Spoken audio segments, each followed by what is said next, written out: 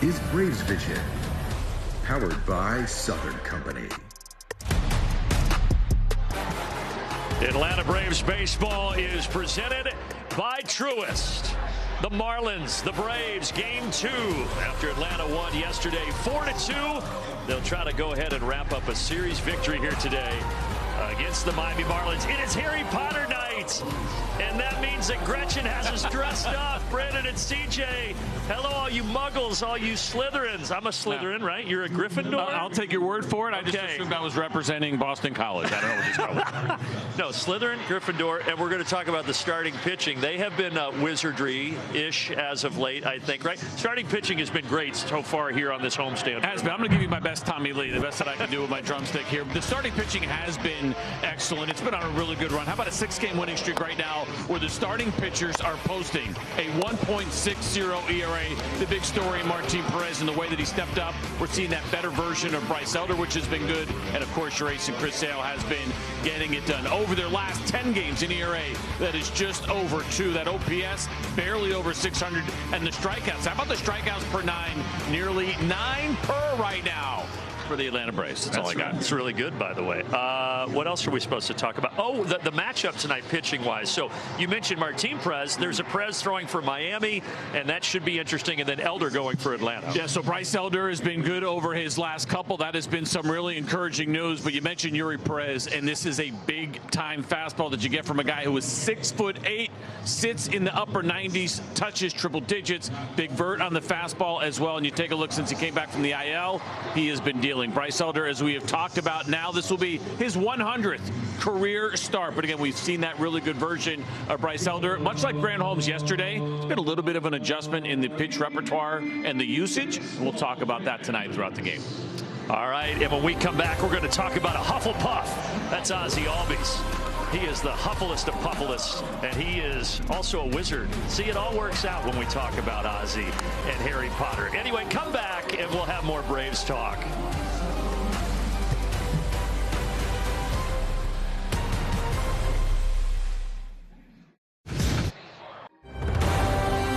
Atlanta Braves baseball is brought to you by Yellowwood brand pressure-treated pine. If it doesn't have this yellow tag, you don't want it.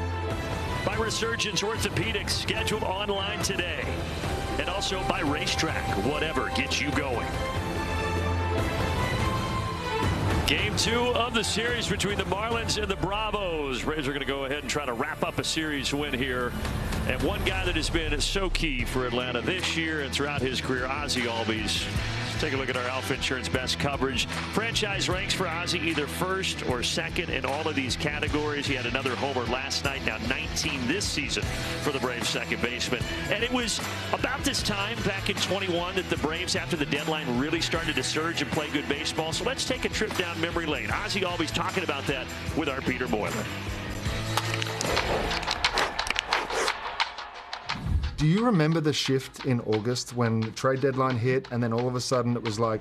Through early May, they were the worst in baseball in OPS, batting average, the whole 9 yards. Since then, they are the best in virtually every category.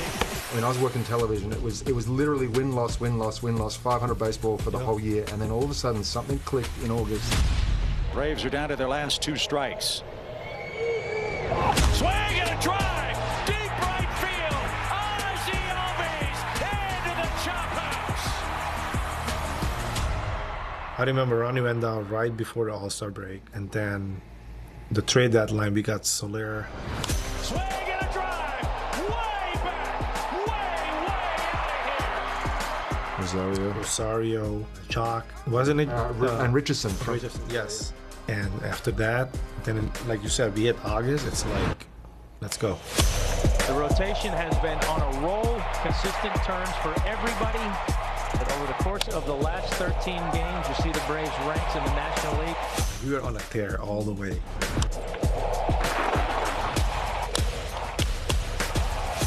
And we didn't even do it with all of our A guys.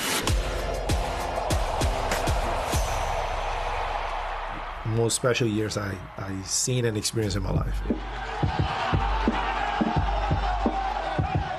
Since we got the spring, I remember me and Dansby had conversations, and obviously we talk about preparing to win the World Series. That's our main goal. Astros are down to their final strike. Everything, when that ball was hit, everything was like, damn, we talked about this. Left side, Swanson to first. The Braves are world champions. If you look back at the clip, you see the last out, he got the ground ball. I was like standing like this. It's before he even caught it. And then I was like, oh, I got to cover. And a franchise, they won it in 1914 in Boston, 1957 in Milwaukee. Has now won it in Atlanta in 1995 and 2021. Thank you for coming here and being a part of this with us, because we couldn't do it without you. All what it took, all everything, those memories will always be forever remembered. It's the best thing that could have happened. I can't wait for the repeat this year. Yeah, we got to do it this year. We'll keep it the 5-year anniversary.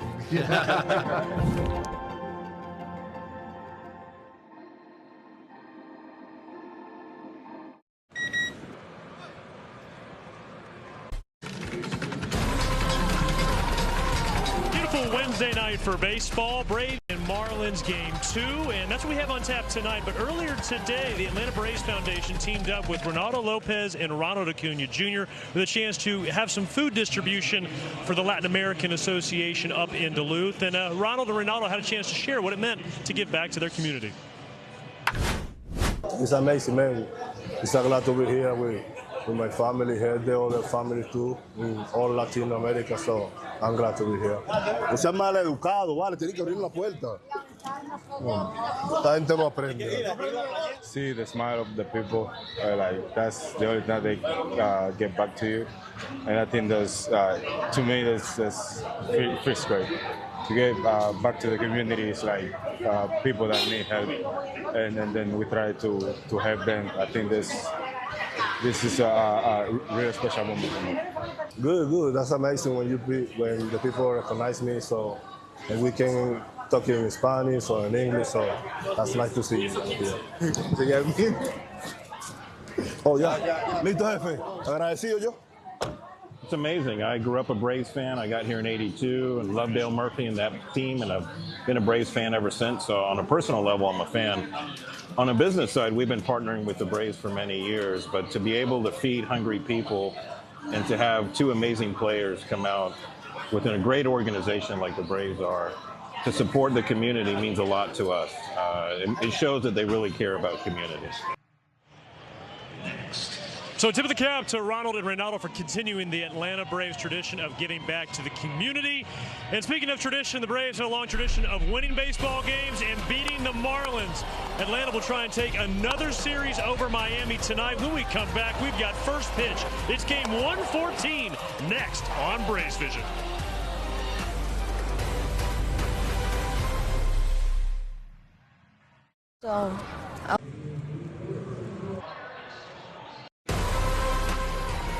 Welcome back to Truist Park.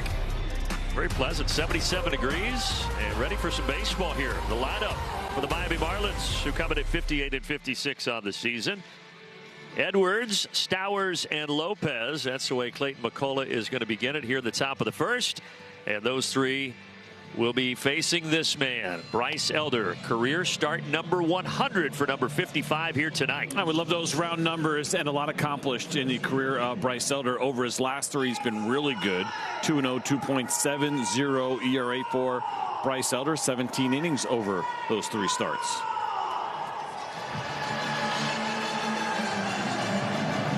How about your Ford Keys, sir? How about the new and the old here? Lane Thomas getting a start here tonight, his first in a Braves uniform, and Sean Murphy is back, and it is really good to see Sean Murphy back behind the plate. We know what a great defender he is. We know what kind of offense he can bring to the table. And no surprises here for the Braves with Yuri Perez. You're going to get a lot of fastballs, and it is fifth career start now against the Braves. Braves 6-game win streak, matching their season high. And tonight they go for win number 7 in a row. Elder missing to start it off. Xavier Edwards drives it out to left. Put over in the gap. Lane Thomas, his first play defensively as a Brave. There's the rest of the defense brought to you by Racetrack. And as CJ mentioned, good to have Sean Murphy, who was activated yesterday but did not play, now back behind the dish as the battery for Elder.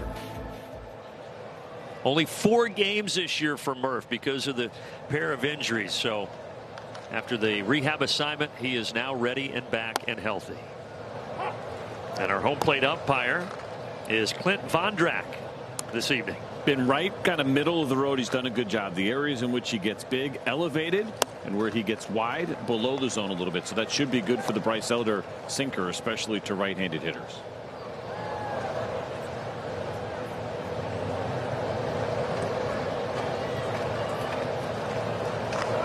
Stowers at the plate, tied for the team lead with 16 homers this year, as he just gets a piece of that Elder slider. Just 1 for 7 in his career against Bryce Elder, but that one was a home run. But he does that a lot too. He will swing and miss, and that was a really good version of that changeup from Elder. It just disappears, right? It looks like it's going to be a strike, bottom third of the zone, and it just keeps going and going down. And then also the speed differential, the arm speed that sells it. Well done by Bryce Elder. Well, you mentioned no secrets with Perez facing the Braves, and for Elder, he has faced the Marlins more than any other team in his career. This is his 12th time that he has faced the Miami Marlins.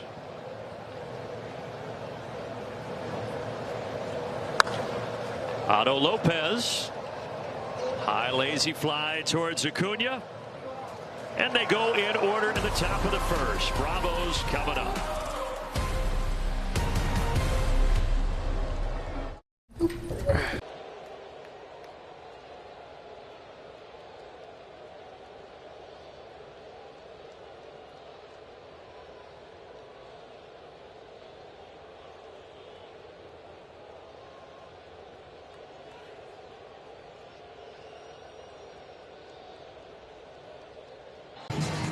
A quick 8-pitch top of the first for Bryce Elder. And now Drake Baldwin will walk up to the plate and lead things off for the Atlanta Braves. And on the mound, we talked about Yuri Perez, 23 years old, 6'8" righty. And he's been on a pretty good run over his last 9 starts, that's for sure. He certainly has, and it is a big fastball that he brings to the table. 98 miles an hour on average. Really good vertical break at the top of the zone, but it's also a slider, 2-seamer, sweeper, and changeup, and every once in a while a curveball. Starts with 97 to Drake Baldwin. And Drake has seen Perez well. 3 for 6, a couple of homers, and a pair of walks, as you see right there on your screen.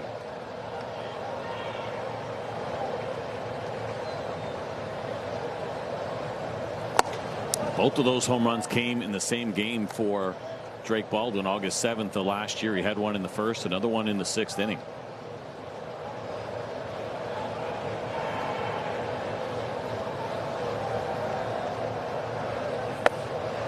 Perez gets him here on 3 pitches. Racetrack defense for the Miami Marlins.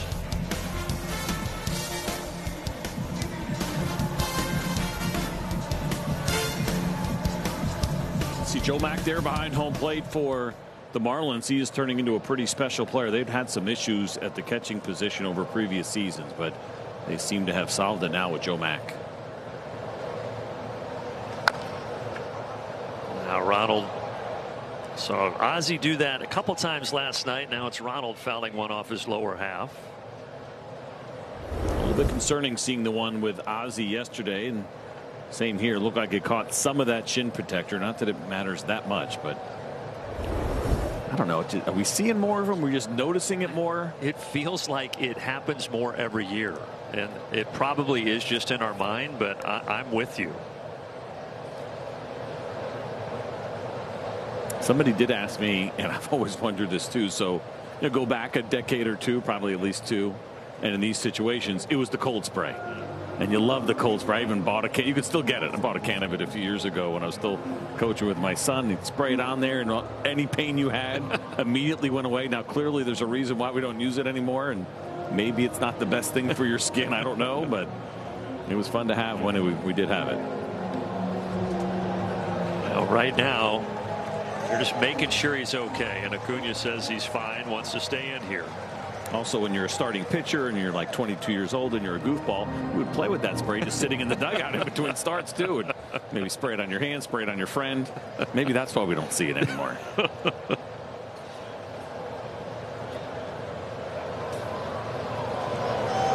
Ronald 1 for 4 yesterday with a single, and he is 1 for 1 today with a single.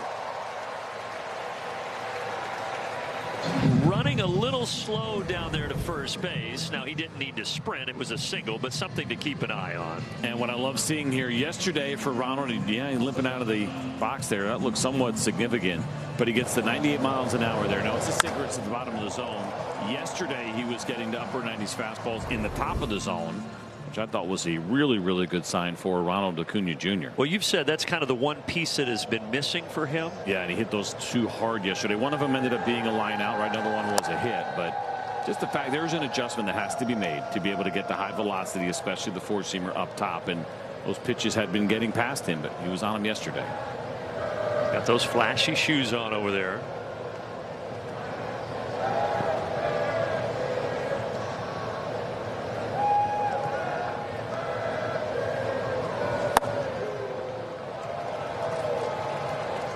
Matt Olson 2 hits, another double yesterday, and tonight is game number 896 in a row played by Matt Olson. So he now passes Stan Musial for the 8th longest streak in baseball history.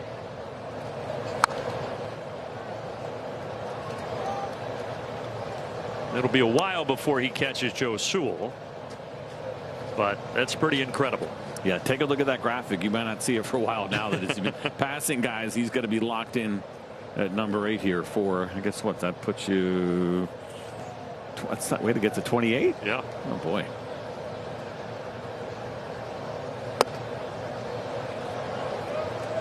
Five extra base hits over the last 4 games for Matt Olson. He had the homers in 3 straight in that series against the Nationals, and another good game yesterday.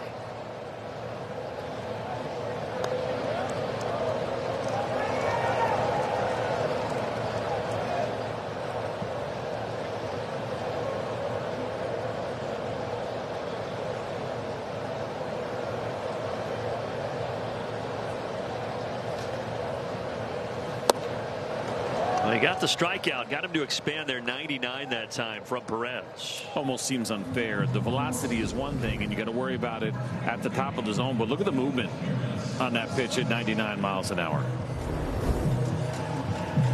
That just went darting away for his 2nd strikeout here in the 1st.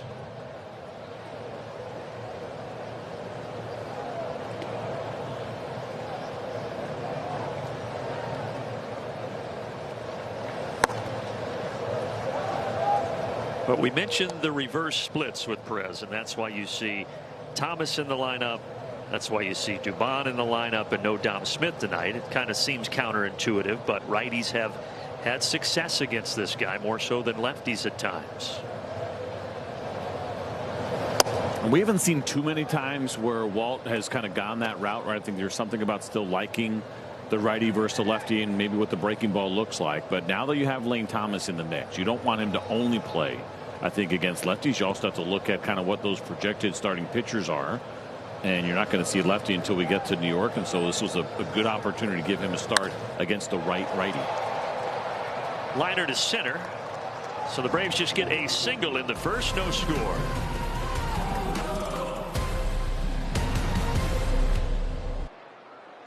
Brought to you by Xfinity. Reliable Wi-Fi at one price. Xfinity, imagine that. By Delta Airlines. Keep climbing. And by Comcast Business. All in connection and protection your small business can rely on. No one does business like Comcast Business. August 5th, game number 114, and it is Harry Potter night here at the ballpark. And some folks really getting into it here this evening. So. It's good to see the folks in costume out enjoying the baseball this evening. Clearly, some people had this night marked in their calendar. They were looking forward to it. You and I included. That's right. But also wrong. Oh, now that's fully diving in right there. I get myself in trouble here because my son read all the books. My oldest son like flew through them like it was nothing, and so my lack of knowledge is not well received by him. So he was making fun of us. Well, just maybe coming with a little bit of an edge too, like we pronounce something wrong, or like you said, or we goof around a little bit, we poke a little fun. I got to be very, very careful. Gretsch had us all dressed up in the open with our scarves for our Slytherin and Gryffindor houses. She holds some pretty tremendous power over us. Yes, she does. Like, you're going to wear this. Yeah. Well, called strike, and there will be no challenge. Hey, there's the scarf. At the Boston College one in the open, and now I'm a Steeler fan. A good sequence there for Elder, and he's been sharp through 4 hitters here. And that changeup has looked good, and both of the strikeouts against left-handed hitters on the Bryce Elder changeup.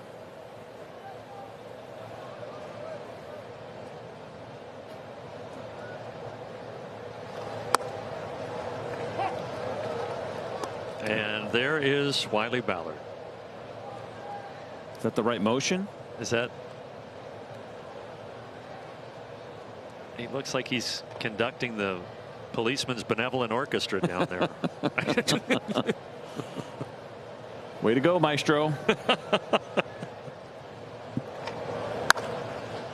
Ozzie has to go the other way here, but he gets to it.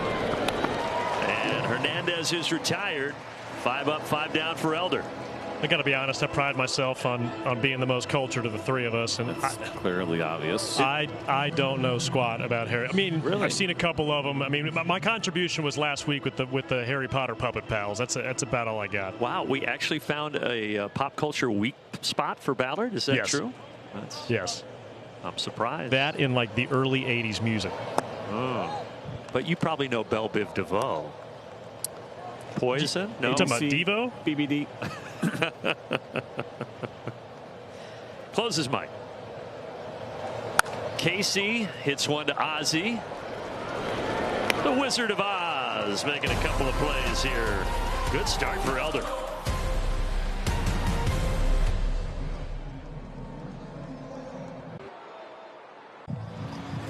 Welcome back to Braves Baseball here on Braves Vision as we take a look at our Toyota trends here. The Braves have done against right-handed starters now.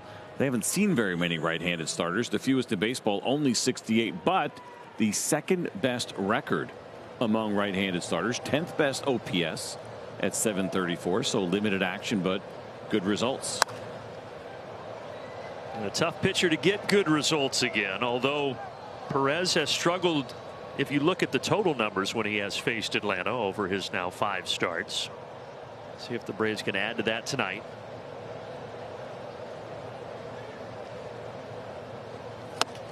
Swing and a miss from Ozzie Albies at 98 miles per hour.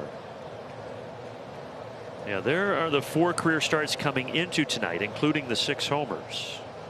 He had a rough one his very first start against the Atlanta Braves. I think he did not get out of the first inning, if I'm not mistaken. There were a lot of runs, but still 0 wins here for Perez. Yeah, that was July 1st of 23 when Braves had that historic offense. He faced 8 batters, only recorded 1 out, and Acuna and this guy Ozzie Albies took him deep back-to-back in that first inning.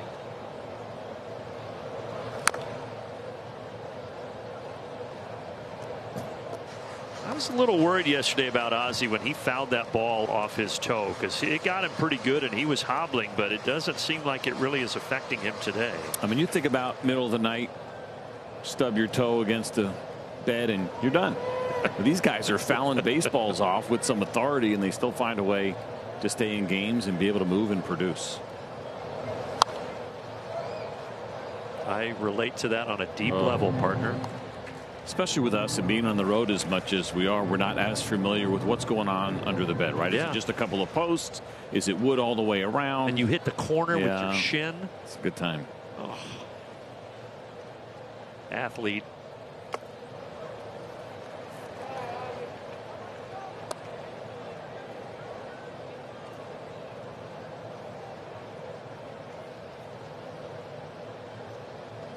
Ozzie a homer yesterday in that 4-2 Braves win. His 19th of the season.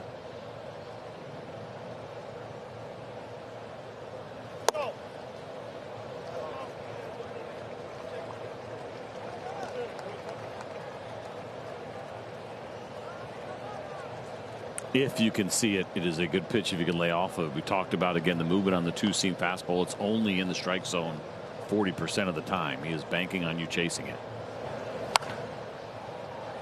Threw it there at 99. That one caught a good part of the plate. And he pretty much lives to the outside part of the plate, the left-handed hitters, with that two-seam fastball. And when we look at heat maps of certain pitches, it's really unusual to see the heat map for Perez on his two-seamer. The most concentrated spot for that pitch is actually outside of the strike zone. You just don't see that too often with any version of a fastball. Slider, sure. Sweeper, maybe. But not a two-seamer. Hit triple digits there, and he walked Ozzie Albies.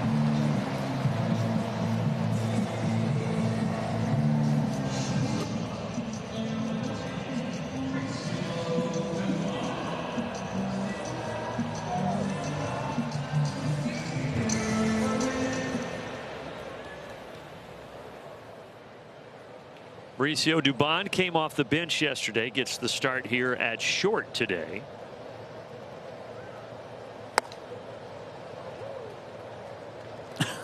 Well, Mac thought about challenging.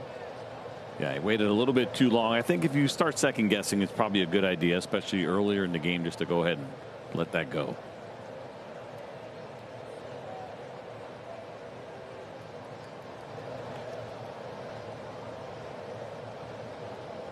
Ozzie takes off.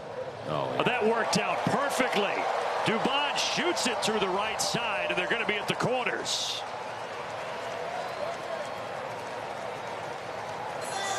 That is a professional hitter in Mauricio Dubon. And another reason why, as much as we talked about, say, Lane Thomas seeing righties, you know, why Mauricio Dubon, two-seam fastball here at 100 miles an hour. We picked up on this very quickly with him and how good he is against high velocity, how short he will be to the baseball. And I'm not sure if Ozzie saw that ball, but luckily it didn't hit him. He had an idea that it was somewhere around him, and he gets the third easily. Oh, Lane Thomas. It was a smart place. Yeah, it was kind of pointing to his head a little bit. I didn't know what I'm doing. Lane Thomas comes up to boot, scoot, and boogie here.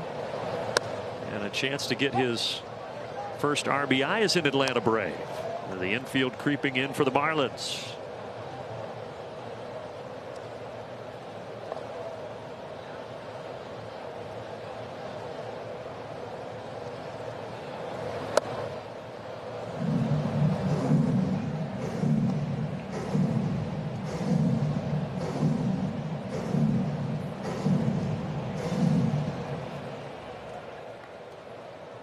He did have 2 at-bats off the bench yesterday. 0 for 2, reached on an error and scored on the Riley homer.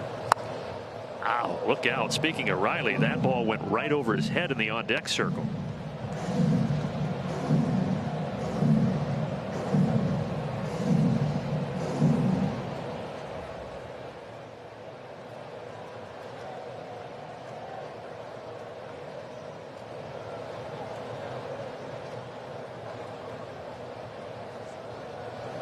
Dubon goes for second. He's going to have to turn right back around. Well, Edwards went ahead and threw over there, but Dubon does get back.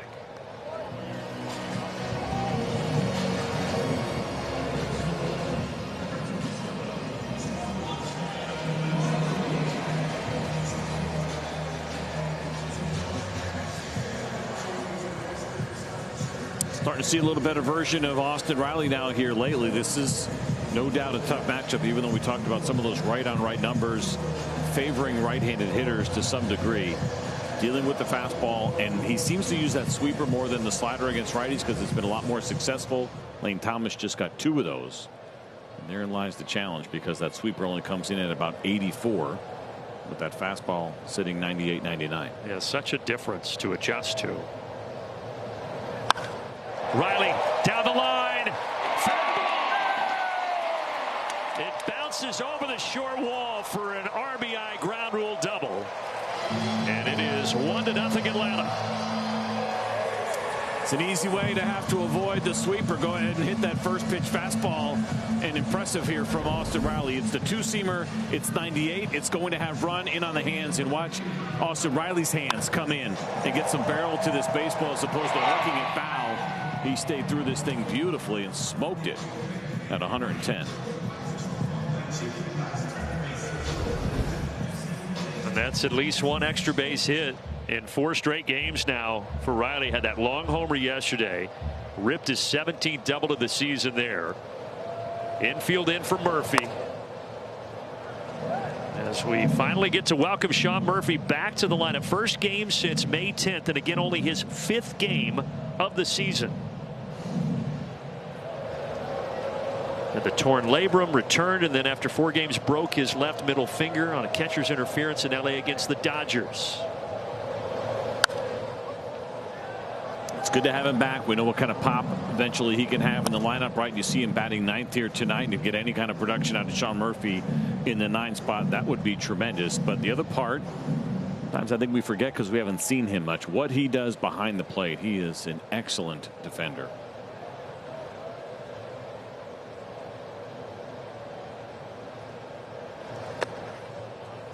Stays away from that slider. 1-2.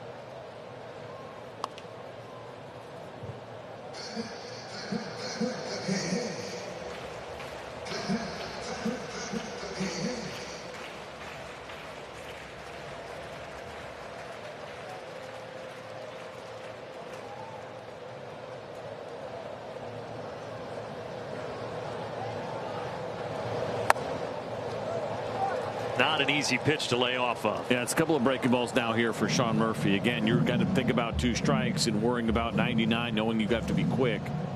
And he does a pretty good job. They're very horizontal, right? Both of the breaking balls, the sweeper and the slider, are working pretty far away from you. 2-2, and Perez is going to step off.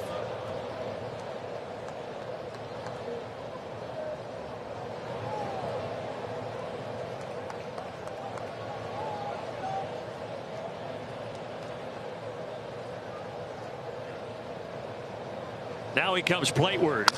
It sounded like a broken bat, and it also went down the steps there of the Marlins dugout.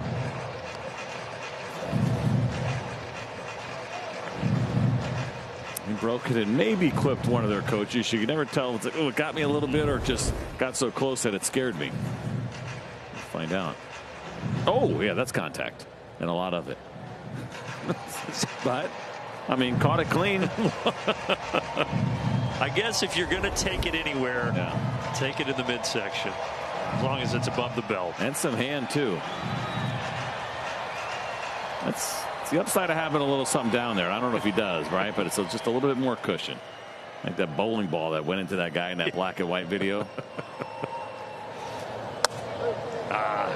100 on the outside corner. Murphy is down looking. Tough to contend with. Maybe an accidental fastball as far as location went. The target there from Joe Mack was at the top of the zone, but that one's still a pretty good one down and away.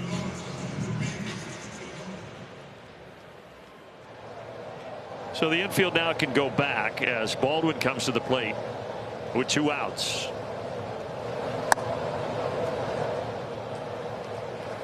Well, it's early, but this is a big at bat. You see what Drake has done with runners in scoring position, and keep in mind how good Perez has been over the last 9 starts. Just a 1.55 ERA. If you can get to him early, that's a big boost for this Braves offense. Swing and a miss at the slider. And there's all kinds of confidence, right, that Drake Baldwin can get to big velocity. He's done it all year. And a lot of times with Perez, he is going to try to elevate that fastball with the 4-seamer. That's where most of the swing and miss is. But with Drake, his swing is pretty level. Ground ball up the middle. That is a big 2 RBI single for Drake Baldwin.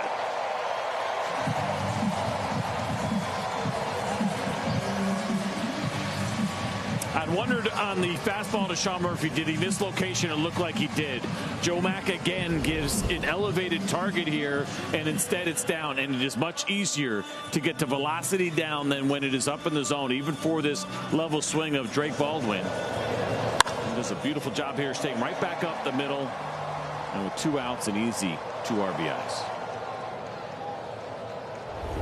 Ribby's 58 and 59 on the year for Baldwin.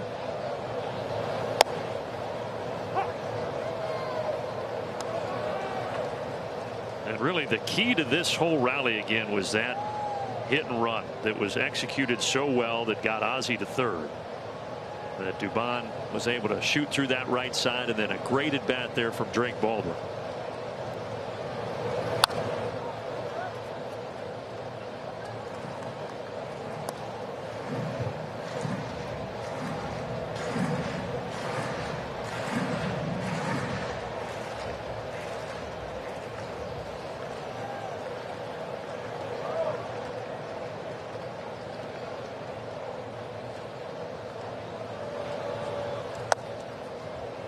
Sweeper misses outside here. 1-2 to Ronald Acuna Jr.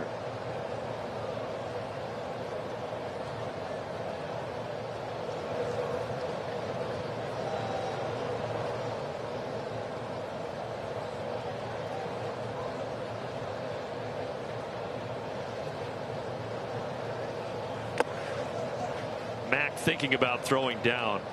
You referenced the defense. It was a mighty struggle recently until they got this guy behind the plate, but he's pretty solid all the way around defensively. Done a really good job blocking so far. He has thrown really well. I know he does have 5 pass balls on the season, but other than that, things have been really good. They got their guy. They're very happy with Joe Mack right now in Miami. Yeah, he is the catcher of the future.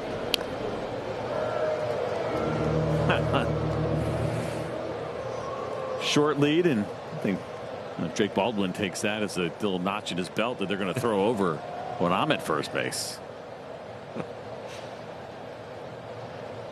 Perez does have a stolen base issue, 24 against him this year. 30th pitch of the inning here for Perez, and that comes up and in at 99. That cannot be a comfortable feeling for Acuna. It's not, and again, it's 99. Even though it's the four-seamer, it still has some run to it. And you get a little bit of a look from Ronald when that happens.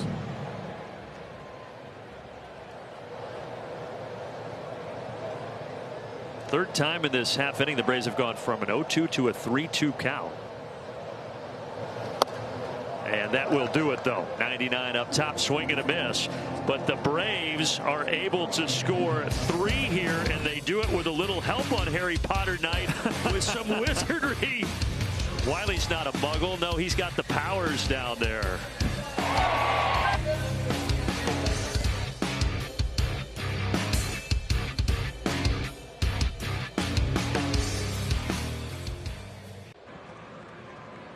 We go down to Wiley Ballard. Well, we had quite the dramatic finish last night, guys. Jacob Marcy leading off here in the inning for the Miami, but he was caught stealing at third base to end the game last night. Austin Riley applying the tag, and we noticed in the clubhouse last night that Austin he got nicked up pretty good by the spikes of Jacob Marcy on the top of his hand. Everything appears to be okay, but take a look at this. It was spikes up, and again, nothing nefarious about it, but just given where the tag was, he got ripped pretty good there, right in that pocket on the back of his wrist, and he got some bandages. And again, he says he's okay, but I asked him the last time that happened. He said, I can never remember. Can't tell you one time that happened, especially on the glove hand. Yes, I mean, he's got the finger out, right? So it's always interesting. You feel like maybe there is some exposure. I didn't notice it yesterday watching the game. I noticed what a silly play that ends up looking like, right? It's one of those things, like if you're going to do it, you 100% absolutely have to be safe, and it wasn't even that close. So just a really bad decision there by the Marlins to try to do that. But luckily he's okay, and obviously no issues swinging the bat. Yeah, it was 4-2. Iglesias comes in, gives up 2 runs. They had 2 men on. They tried the double steal for second and third with 2 outs, and that was the end result, as Baldwin was able to throw out Marcy at third base.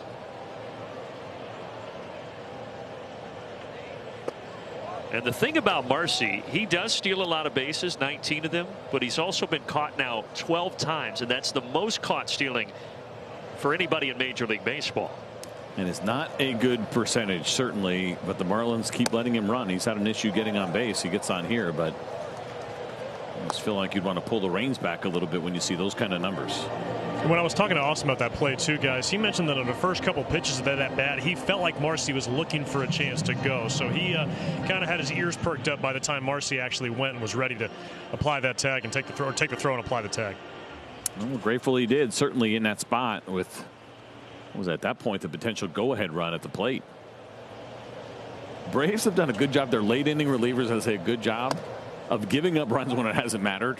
Games that we saw with Iggy a couple of times right this year, kind of non-save situations. Games end up getting a little bit closer. Doesn't hurt them. Dylan Lee has had a moment or two like that as well. And you're going to give up runs, and they've kind of timed it pretty well when they have.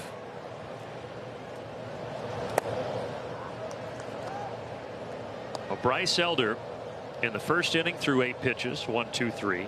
In the second inning threw 8 pitches, 1, 2, 3. The 16 pitches through the first 2 innings, the fewest in his career. But now he's already thrown 8 pitches. There's the 9th. There's 1 out, and that's all they'll get. Nice job by Dubon to go down and get that scoop.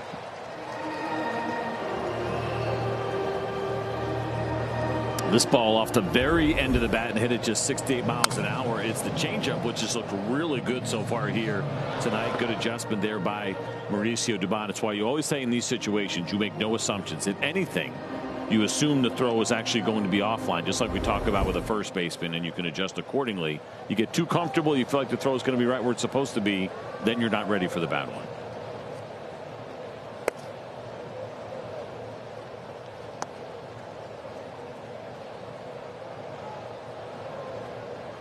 Bottom of the order, the third baseman Javier Sanoa.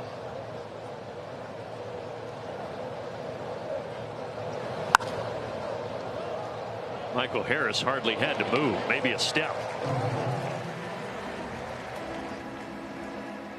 Quick message from Zaxby's. 10 wings, $10. At Zaxby's, the math is mathing. Zaxby's 10 for 10. I think I got something here for Wiley to investigate, and Darren Day just kind of alerting me to this as well, is that the Bryce Elder changeup looks really good tonight. Really good movement on it. And for most of this season, the spin rate on that changeup has been in the 1200s. Well, tonight in his last couple of games, it's been up over 1800. That is significant. So clearly there has been some kind of adjustment made here with the Bryce Elder changeup. It looks good, but he is spinning it more than he usually does. A lot of times guys will talk about trying to get spin out of that changeup for a variety of reasons and kind of what it looks like. But Bryce Elder clearly has added significant spin to it, and it's moving pretty well and looking sharp. And there's another. Oh, a sinker, my bad. And a good one. A bounce out to Ozzie, so the leadoff walk does not hurt Bryce in the third.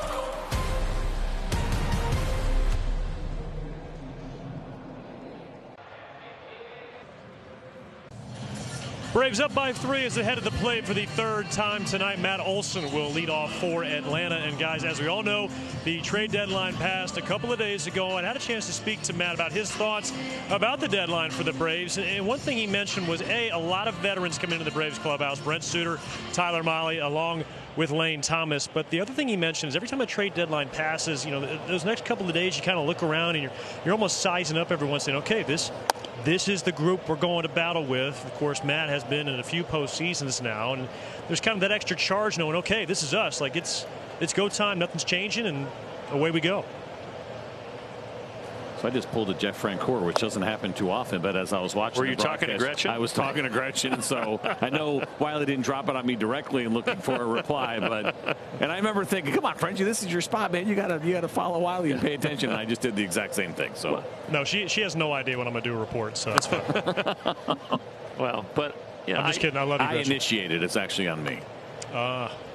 Look, Matt Olson has obviously become a leader on the field. He's also a leader in that clubhouse, if not the biggest leader in that clubhouse, with his ties to this city, now with the amount of time that he's been here, with his success on the field. And when you're going to go to a guy like Matt Olson after the deadline and say, what do you think? Matt Olson is not going to sit there and just rip on everybody. He is going to say what he said, which is, this is our group. Let's go play baseball and try to win some games. Pretty much how everybody in uniform is going to field. And we're not surprised at all the way that Matt Olson addressed it. He is such a professional. But Nothing to get upset about at this point, right? I mean, when you have a uniform on, in a way, and this team has a lot of reasons to believe in themselves, but sometimes you'll believe a lot more than those on the outside will believe. You go with your group. You're excited that you have the group that you have. You're looking forward to going to battle every single day, and these guys are excited. No one's sitting around going, "Oh, we didn't have the deadline we wanted to have." No, it's go time. That's it. It's over.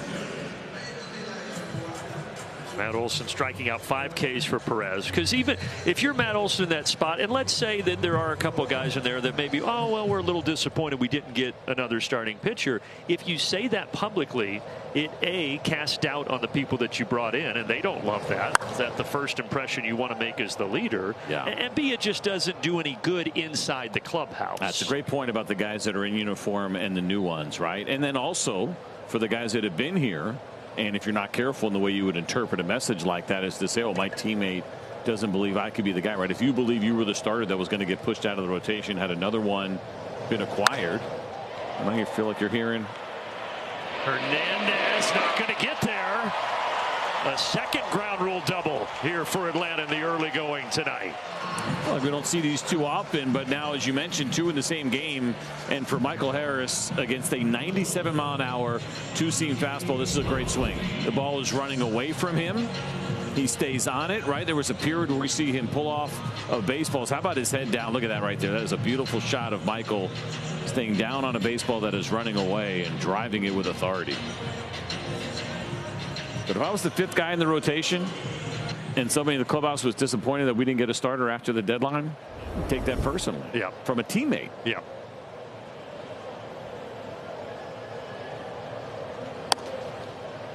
You know, Grant was asked about that too, CJ. Not that he's the 5th starter, not that it was going to be his spot that would have been replaced. Obviously, he still brought in Tyler Mahle. But he mentioned that, you know, when you see something like that happen and you see that the Braves don't get another starter, there was kind of this feeling of, okay, the front office, they think I'm good enough. And not that Grant didn't feel that way about himself, but, you know, to have that vote of confidence coming from the guys above in the front office, he said it kind of felt like it motivated him a little extra to try and prove him right. Well, he certainly did yesterday. He looked great in that game. It was good to see, and he really mixed up his repertoire compared to what he had been doing for most of the season. It was nice to see him pitch into the 7th inning.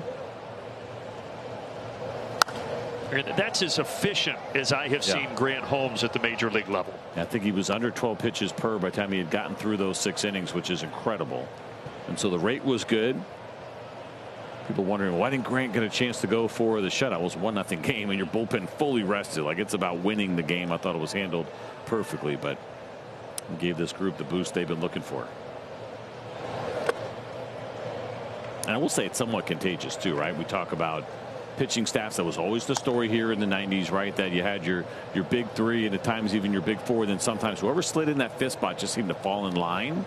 And this rotation has been on a nice run going back to the All-Star break, and you start to get in that competitive mode where everyone's trying to outdo everyone else, and it's been a good run.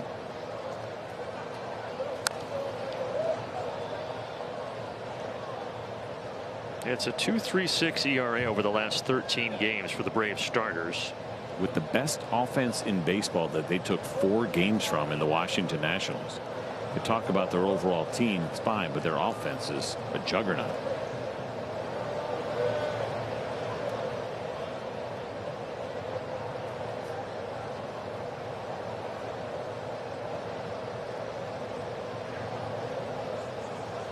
Michael dancing around. Shallow left. Anybody going to get there? Diving attempt and a diving catch, and a nice one by Hernandez. Just hoping with the weak contact this ball was going to get down a little bit quicker, but Hernandez does a great job at tracking, and that's a full dive on his way in to pull it in.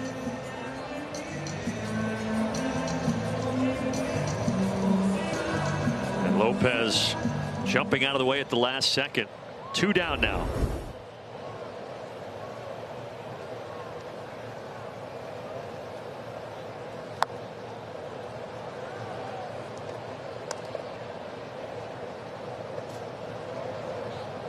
Dubon really helped the rally last inning with that single that moved Ozzie to third base.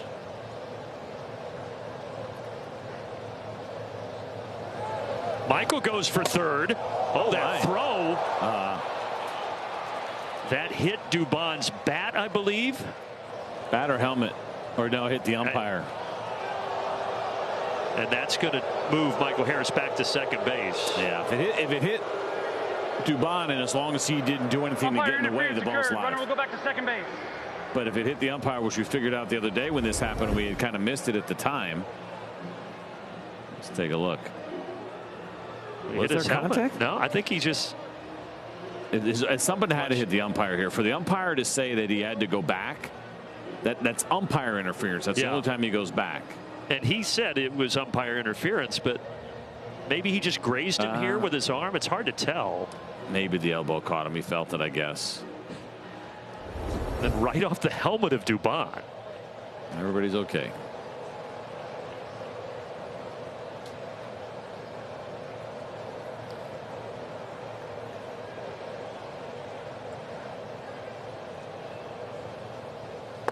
Mention the stolen bases as we take a look at this one more time here.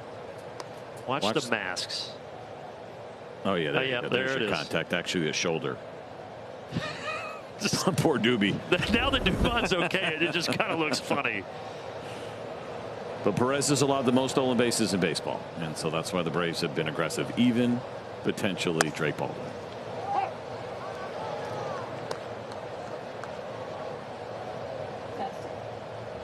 Dubon does have 27 2-out RBIs this year, and that leads the Braves. Looking for number 28 here.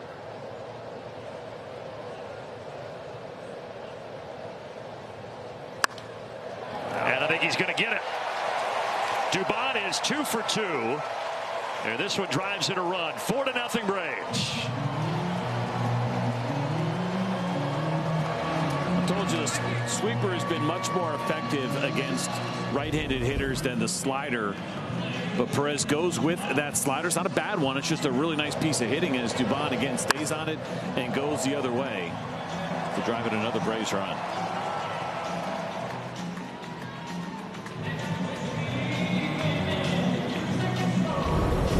This is the first time in a couple of months that Perez has given up this many runs early on in a game. And he's coming off a game last Thursday in Queens against the Mets where he only gave up 1 earned run over 6. But he is down 4-0, and he also just gave up the 600th career hit to Mauricio Dubon. So a nice round number for the Braves shortstop.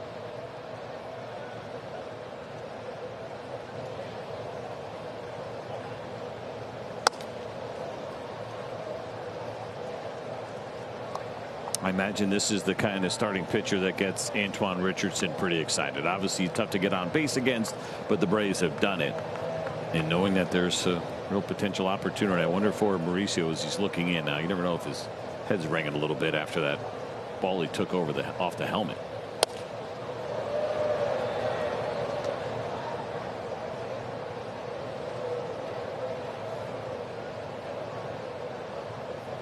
Lane Thomas popped out last inning.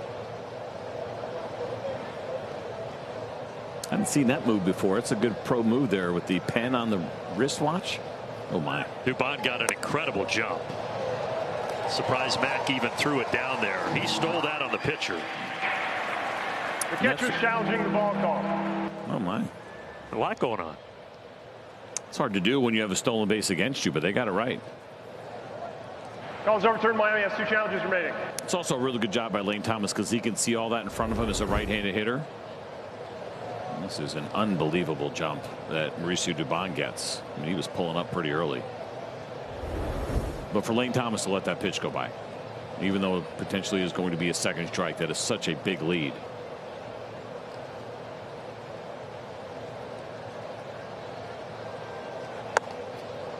Outside. 3-2 here to Thomas.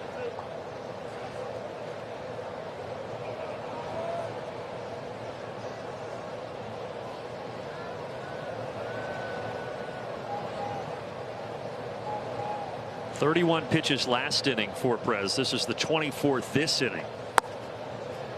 And he misses low, and he walks Thomas.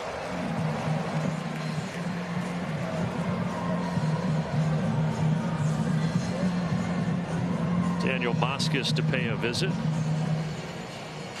Austin Riley has been swinging a really good bat over the last 5, including that RBI double last inning, as we take a look at our Yellowwood bringing the lumber feature. He certainly has been, and a nice 7 for 14 and some big hits as well, right? OPS of nearly 1,500. Did a really great job in his first at bat and turning on a tough sinker that was running in on his hands in the upper 90s, and I think we're starting to see some of that confidence build here for Austin Riley.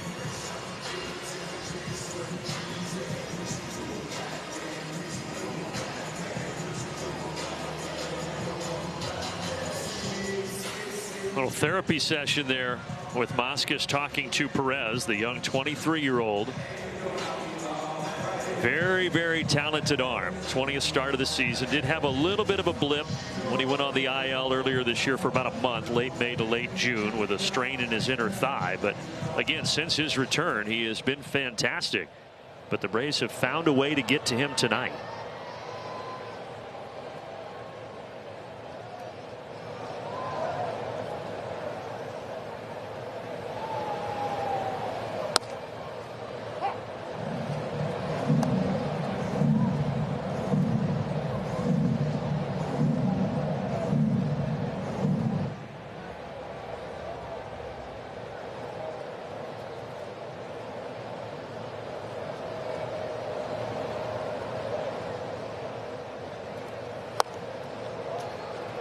.98 right there at the top of the zone. 0-2 to Austin Riley.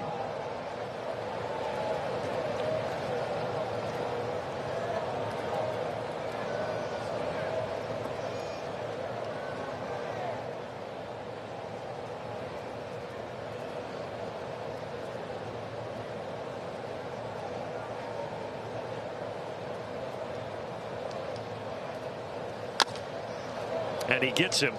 Another 99-mile-per-hour heater, but the Braves add a run on the Dubon RBI hit.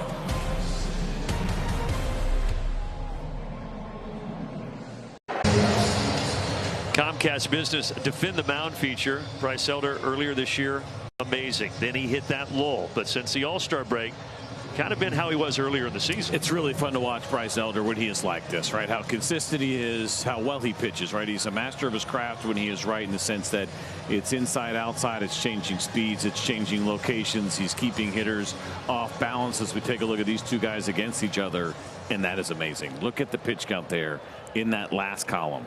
Obviously, the runs and the hits are one thing, but the efficiency, you mentioned what Grant Holmes did yesterday, and all of a sudden now Bryce Elder maybe trying to outdo him a little bit. Just the one walk to Marcy. Now he faces Stowers here to begin the 4th.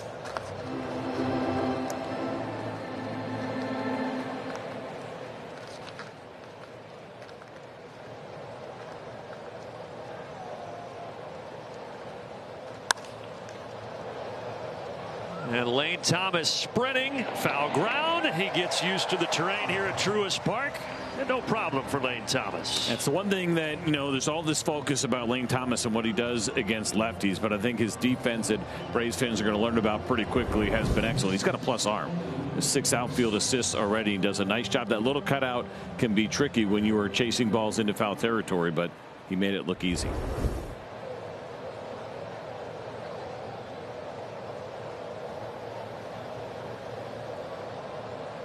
You know, one thing we didn't really say yesterday that I think we'd be remiss not to mention with the 3 guys that left after the deadline. We talked about Joey Bart, Jorge Mateo, both great guys, but they weren't here for very long.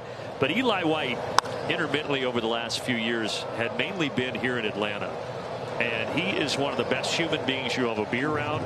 You talk to those guys in the clubhouse, one of the best teammates you'll ever be around. He is in Boston now. It's part of the business, but going to miss Eli White. Absolutely, and inquiries coming from Boston for me already about Eli. Nothing but great things to say about him as a person and a player and how he'll fit into that culture. It's going to be exciting for him, and I kind of half caught. I should have watched the whole thing thoroughly. I believe he said he went to Red Sox games as a kid with his grandparents that lived in the area. Yep. That's cool for him.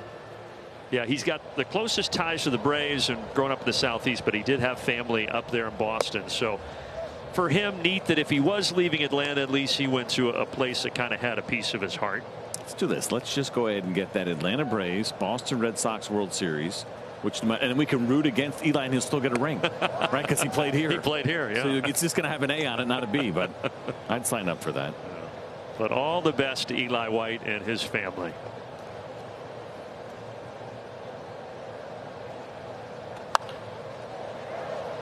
Is there going to be room back there for Murph? Now, a couple rows deep. Ooh, look out. Cold spray. Like it might have got her at the ankle. Yeah, I think it did. She said, what are the chances of that? Yeah, not very good in that seat, but she says she's fine. You're big into the cold spray. Love it. I feel like we're going to have some in the boots. As soon as we started thinking, I mean, I probably have a can that's about 8 years old that's in my house somewhere, and probably not a good idea to break it out, but it's just fun. How about this one? Is there room for Riley? There is. 4 innings and just 1 walk against Elder so far tonight.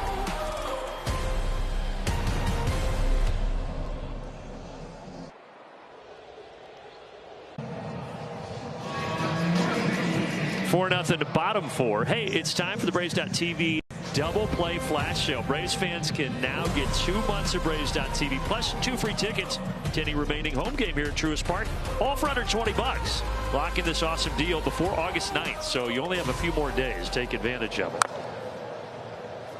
Perez back to work, facing Sean Murphy.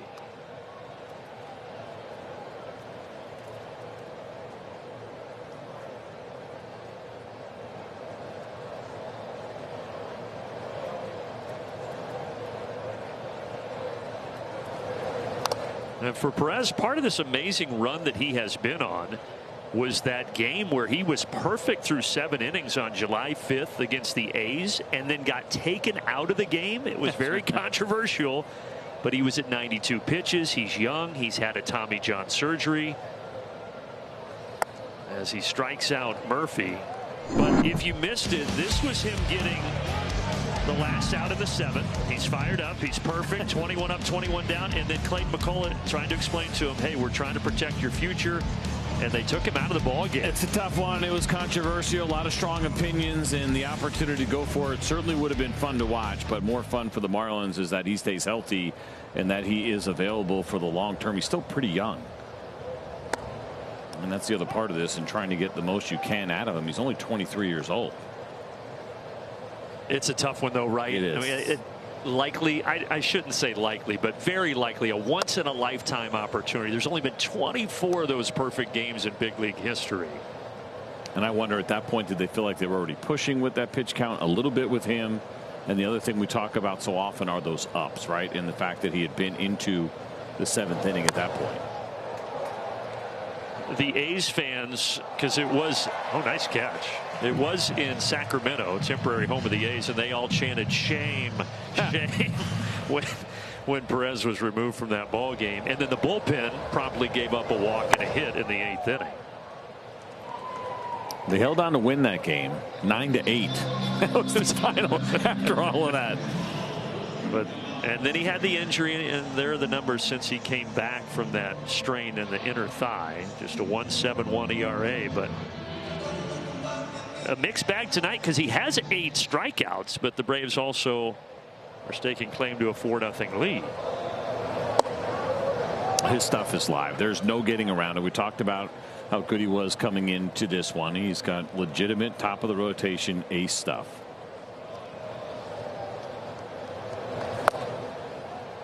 He's looking for a 9th strikeout. Of course, that is the race right there in San Diego Contra, and he is still a Miami Marlin. Kind of wondered about him as a potential trade candidate. I don't think we heard very much about it, though.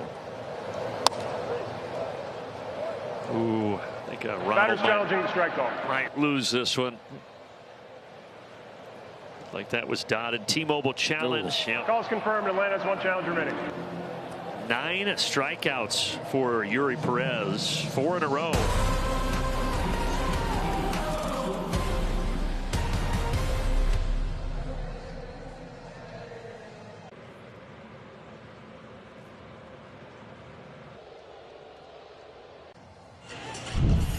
Time for our Car Shield defensive play of the game, and tonight it is the Bryce Elder changeup carving up lefties with the off speed. And for Bryce, that's been one of the big stories the last couple of years. And that's right, he can get a righty out as well. But you go back to 2024, left-handed hitters hit .336 off of him. Now, 2 years later, lefties hitting just .205 entering tonight. And we focused on the changeup, obviously, but the cutter has also been a big, big piece of that as you see him offer it there to a righty. But, you know, Greg Maddux worked with him on that pitch, and looking forward to asking about that changeup that he's been featuring a little more here lately. And nice to see the cutter to righties a few more times as well for Bryce Elder. But the changeup certainly has been special, and it's been fun to watch. We love these in-season adjustments, and there's a good-looking changeup right there. And again, hat tip to Darren O'Day for pointing this out. Look at the difference in the spin rate. Its last two starts, also including tonight. And then the other thing he said, he goes, I don't think he's let up a hit on it yet. And so there's a nice 0 batting average, 0 for 8 against that changeup so far. And listen, 231 against the changeup is a good average, but even I know 0 is better. And so he's made some significant adjustments, maybe a little bit later movement on it as well with the higher spin rate. Goes to the two-seamer there. He gets so many ground balls on that pitch. Another one to retire Hernandez. You know, CJ, I like how you use the word adjustment as well. I had a conversation with Bryce about a week and a half ago and trying to make the distinction between making an in-season adjustment versus an in-season change. And there have been times previous in his career in his younger years where, you know, he wasn't having success and he'd feel like they'd have to, you know, rehaul the whole thing, right? Just completely revamp whatever he was working on. Whereas nowadays, if he has a bad outing or feels like he's getting a bad outcome, it's more about the subtle change, whether it be something specific to the pitch grip or just pitch mix. But it's nothing that you're necessarily doing a complete overhaul.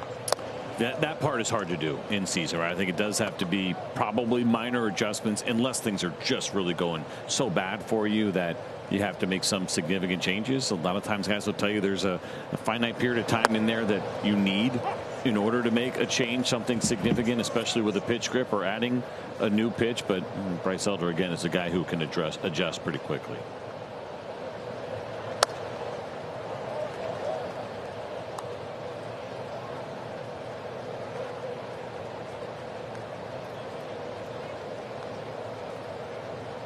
(3-1) here, and now full count to Owen Casey. Just the one walk for Elder. That was in the third inning, and he's still under 50 pitches.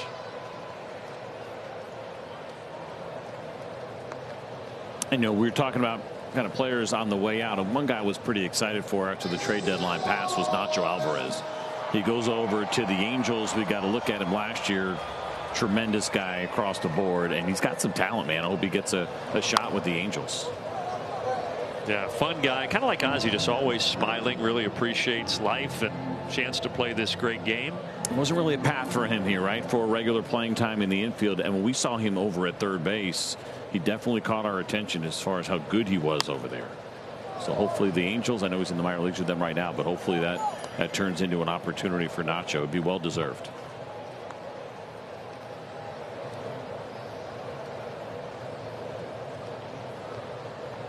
Eighth pitch of the at bat. Most to any hitter tonight for Elder. And the changeup is just a touch low.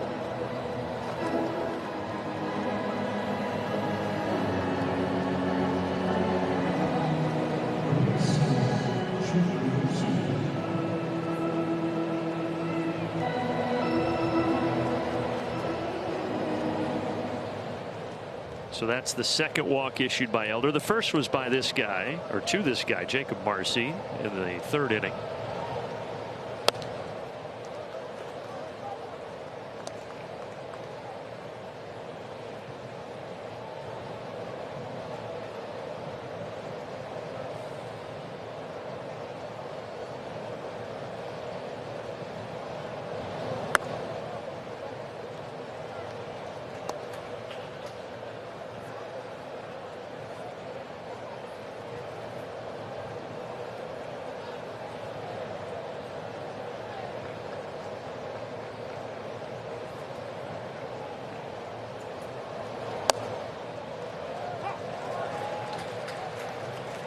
Trying to work him away, trying to maybe get that ground ball. We know Marcy runs well, but you mentioned it, the two-seam fastball for Bryce Elder does an unbelievable job of finding itself on the ground.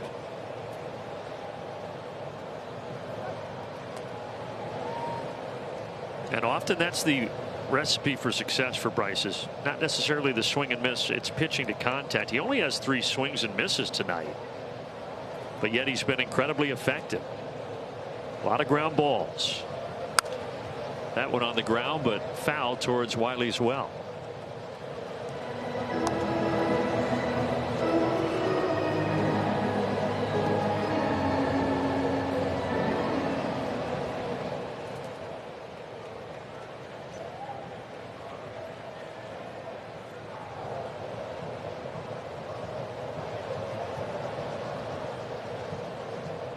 It was abrupt there from Sean Murphy, and maybe did not like the idea of where they were going to go with this pitch, and then not enough time, just to say, we'll step off. I want to talk about it and have a much better idea of what we're doing here.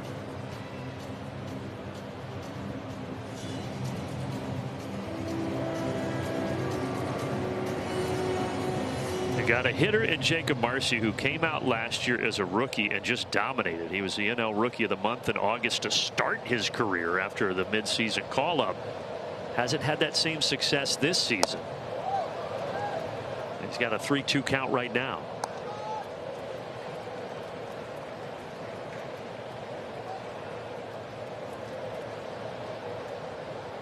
But Marcy is a patient hitter. He's known to work some deep counts. And he's got a full count here, and he's going to call time.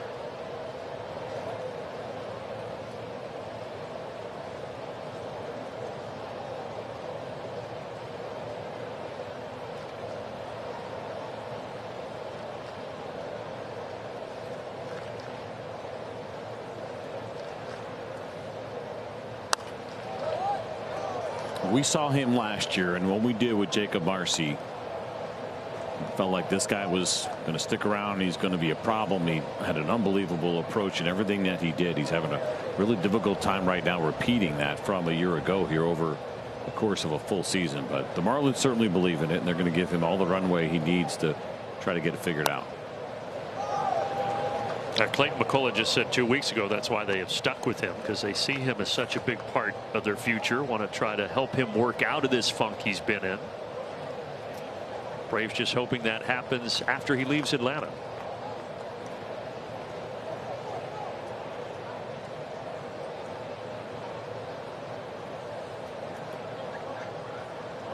Eighth pitch of the at bat. And he singles softly out to left center.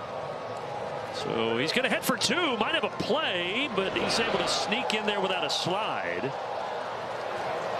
And there's the first hit for the Marlins against Elder tonight. Risky here. Looked like maybe perhaps against the cutter, and does a nice job going to the opposite field. That he thought he could take advantage of Lane Thomas if he was going to throw this ball to third base, right? And it was hit so slowly. You see Lane kind of looking up there, maybe caught off guard. At Marcy turned that into a double.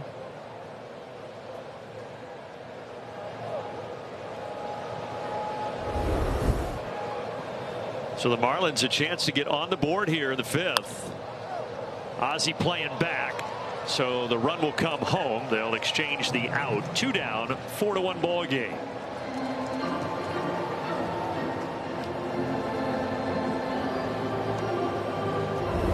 That's what Wall wants to see, right? This is why he has the defense back. Get the out here, exchange it for the run, and then get this final out to be able to get out of the inning. It's one you're willing to give up, right? The infield's in there. That ball gets past Ozzie. Now it's 2 runs in, and you still only have 1 out.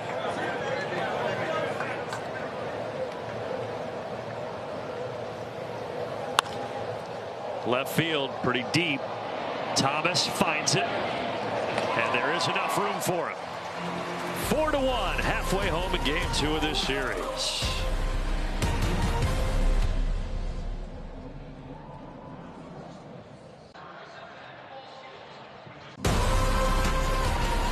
You're locked into Braves Vision, powered by Southern Company. Who is not powered by Southern Company? That gentleman on the left. It can't be easy running with that flag. It's got to be heavy. No. Leave it to the experts like Blooper. You saw the clouds there over Midtown Atlanta yesterday and today. Heavy rain during the early afternoon hours, and then thankfully cleared up by game time. Right field, Conine over, and he makes the catch. Matt Olson 0 for 3. There are some showers in the area. It's been spinning a little bit here and there, but all in all, it's been a good night for baseball. So I was in Midtown today. It was official here on August 5th, 2026. I am now an empty nester. They dropped my final child off at college today there in Midtown, right before the rain. We were right in front of it. How does that feel? He said he's going to come home tomorrow because he forgot some stuff. But either way, it still feels like some tears. Not really. It's interesting. Third one. I mean, I think for my wife, probably it'll happen when she realizes that as she looks around the house, it's only going to be me, and that may create some tears for her. But we're excited. It's close. I mean, the fact that they're close is always nice, and it's kind of cool. Man, all three of my kids are going to be about 10 minutes from each other, so we're excited for them. And yeah, we'll see. There'll be some tears, but today was more fun. He's like, oh yeah, I forgot this, I forgot that, so I'll see you guys tomorrow. And a chance to see him pitch at that level and do what you did, that's really cool.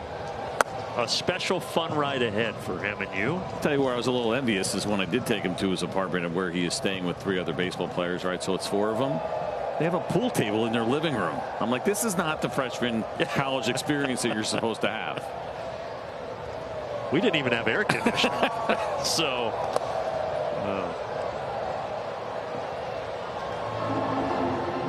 3-1 here to Harris. Let's take a look at our Zaxby's Who's Got the Sauce. This is something we discuss a lot, but since July 1st, so many hard hit balls by Michael Harris. We call him Money Mike, but he probably should be called Barrels Mike because he knows how to get that barrel to the baseball so well. He does it again, right on cue. That was only 97 off the bat. It also came in at 97. And now twice here for Michael Harris, where he goes to the opposite field. Remember, the hard line drive to center in his first at bat. It was the double the opposite way, and now a base hit here the opposite way. He is doing it all. And we mentioned about Perez and the issues in holding runners, and would not be surprised to see Michael get aggressive. I think they're going to start to get some action in that bullpen now for the Marlins, with the next pitch being number 90 for Perez.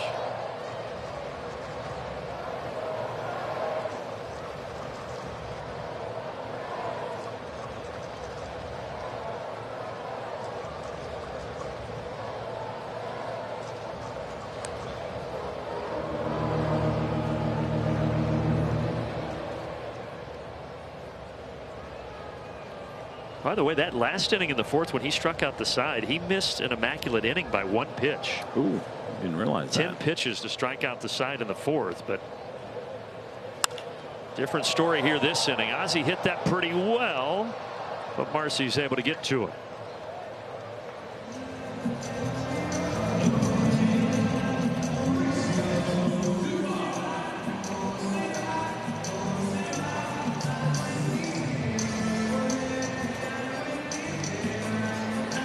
Perez has tried it a couple of different ways here against Mauricio Dubon. First, it was 100 miles an hour on the sinker.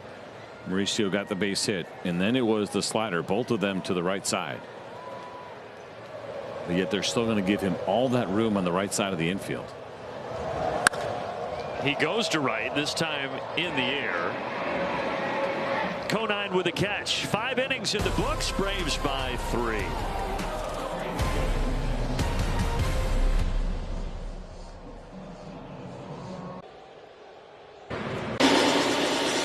GMC making the grade feature. If the Braves win tonight, they will already clinch another season series victory over the Marlins. That would make it the most consecutive in franchise history. Yeah, pretty incredible to see. They've taken care of business against a team like the Marlins, as they should have, and played them extremely well. Let's get that win and get that thing done. Yeah, 6-2 so far in the 8 games against the Marlins, trying to get to 7-2 tonight. Ozzie has it. Sharp grounder. But he takes care of business, and Edwards is 0 for 3. A word right here from our friends at Delta. From Braves country to the world. Delta, official airline of the Atlanta Braves.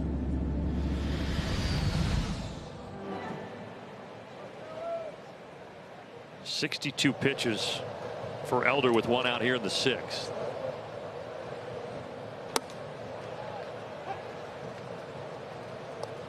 It's the kind of thing that makes life a lot easier on Walt Weiss and Jeremy Hefner down there in that Braves bullpen, when one, getting deeper in the game, and here's Bryce Elder into the 6th inning, but then also lots of room left on the pitch count. And we know this bullpen has worked pretty hard. They've been able to reset with the off day and then a good day yesterday, but there was that run of 17 games in 17 days that put some pressure on those guys down there, and they did a really good job, and that was a good run for the team. And now the starters are kind of repaying with some deeper outings. Grant Holmes tremendous last night through 6 innings. Now Elder trying to get through 6.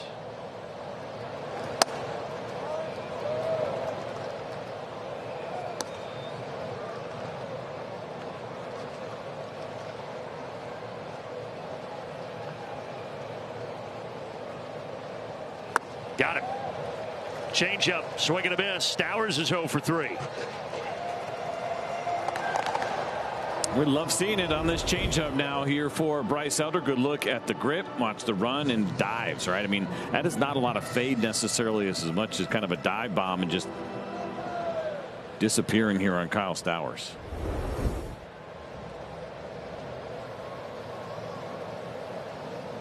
Third man of the order, Otto Lopez.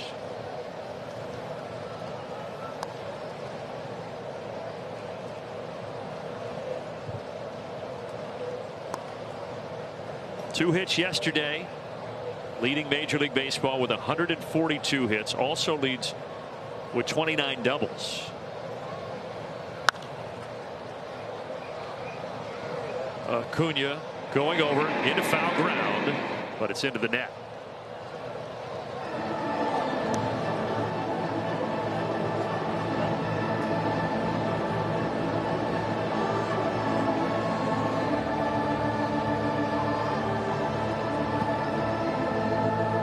But Lopez, with all the hits and the way that he is able to make contact, not strike out, he has earned the nickname Automatic down in Miami. Oh, fine. Fun. So that works out well. O-T-T-O-Matic? Yep. It's tough to get him to strike out.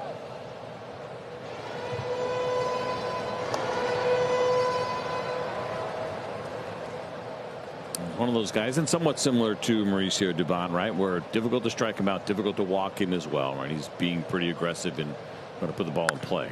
He does again.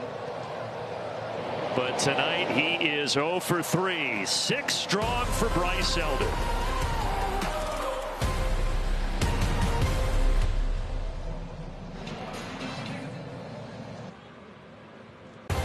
Atlanta Braves baseball is brought to you by Rooms to Go. Buy the piece, save a little. Buy the rooms, save a lot. By your local Ford dealer. And by Georgia Lottery. Today could be the day.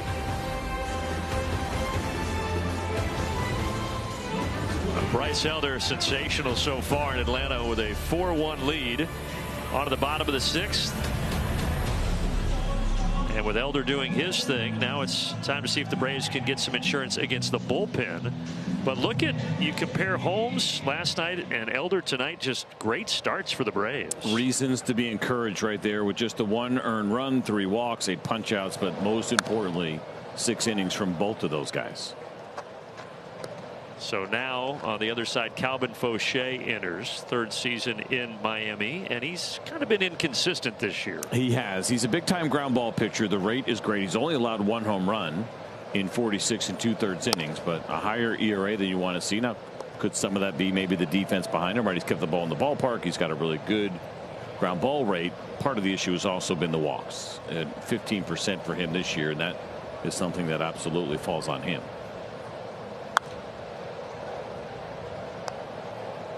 He does get ahead of Lane Thomas 1-2. A lot of cutters, sweeper, curveball before you get to the 2-seam fastball usage. That is the 4th most used pitch.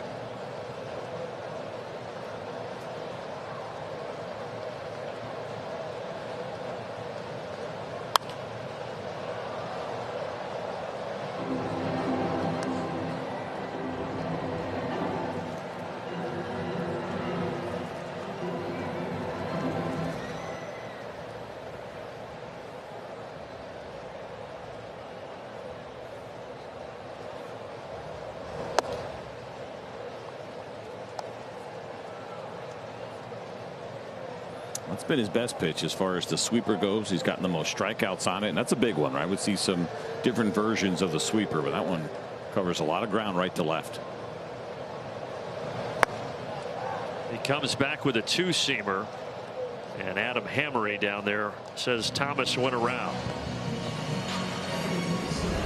It's good velo, 96 miles an hour on this two-seam fastball. Take a peek from the side. No real argument from Lane Thomas, and you can see why. So that's 10 strikeouts for Marlins pitching. You would hear that number and think maybe the score is reversed, but it is the Braves up 4-1 here.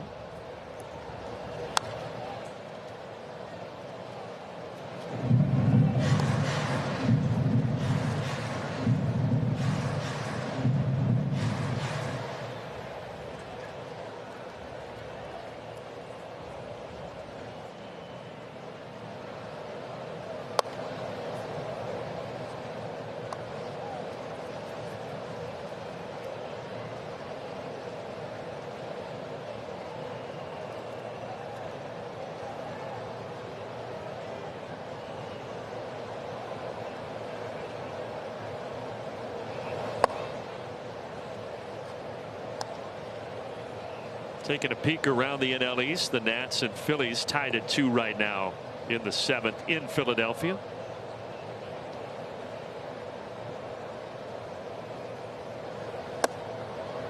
Nats got swept the 4 games here in Atlanta, and they're trying to avoid a sweep right now at the hands of the Philadelphia Phillies. Yeah, they've really slowed down. Their offense hasn't, but overall team-wise, right? They've been a surprise team this year. Now all of a sudden kind of going in the opposite direction there. Did that hit Austin? Yeah, I thought it did. But he swung at it. And that's why he. Well, you just do not see this very often. Yeah. We'll get another peek at it. And that's why you're getting the call that you get. It's a dead ball once it hits him, because they did call this a swing. That looked like maybe caught the top of the forearm. Clearly he went. Once you get this contact on a swing, it's a dead ball. Just glad that didn't hit him in the wrist. And Sean Murphy with a 2-out hit. And his first game back from that broken finger. And it's the cutter, the pitch that you're going to see the most from Fauché, and does a really nice job hitting it the other way, right? Sean Murphy can get pretty kind of pull heavy with the way that his swing usually works, and it's nice to see first pitch against a cutter heavy pitcher that he goes to the opposite field.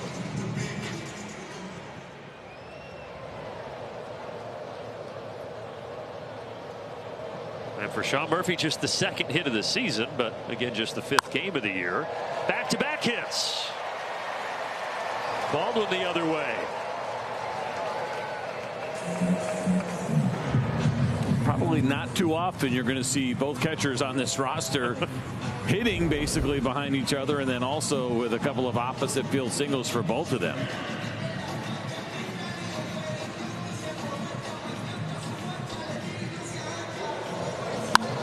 Might take a couple more singles to score them, but it's good to see both of these guys swinging the bat well. There's blazing speed out there on the paths. Baldwin had a really big 2 RBI hit back in the 2nd inning, and now that continues this inning for Acuna.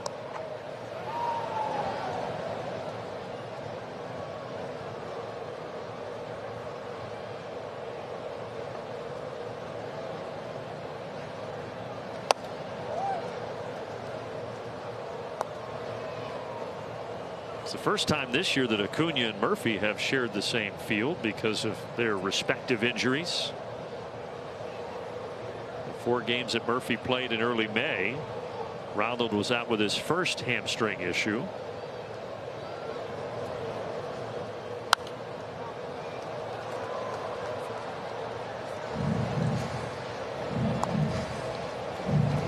So even though we're starting to see some adjustments here from Ronald, you take a guy like Fauché, who just does not use his 4-seam fastball very much at all, less than 5% to righties. It has been back-to-back 4-seamers, and him kind of challenging Ronald to prove that he can get to it. He drops a sweeper.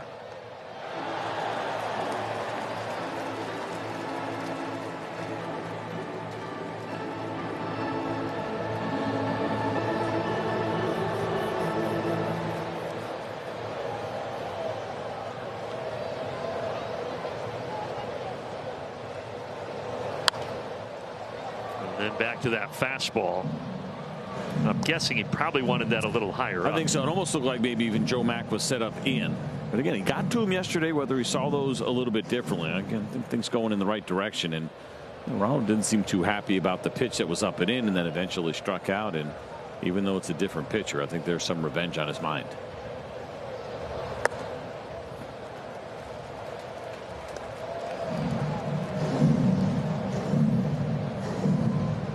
Nobody throwing for the Braves, so Elder will at least start the 7th inning.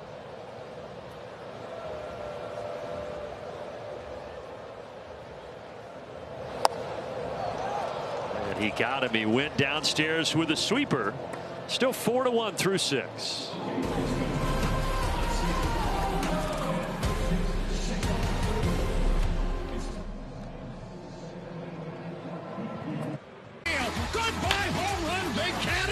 Just see the massive power from the big cat.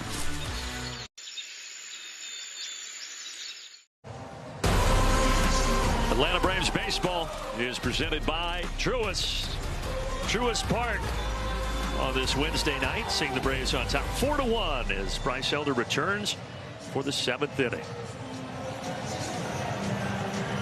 We showed you the numbers last night for Grant Holmes. Through 6 innings last night, Holmes was at 71 pitches. Ended up only throwing 1 pitch in the 7th. And now you've got Elder tonight at 70 pitches here through 6 innings. Now we got a baseball on the field out there in center that Michael Harris has to go retreat. Oh, yeah, give it to the kid. With a Harris jersey. That works. Middle part of the order.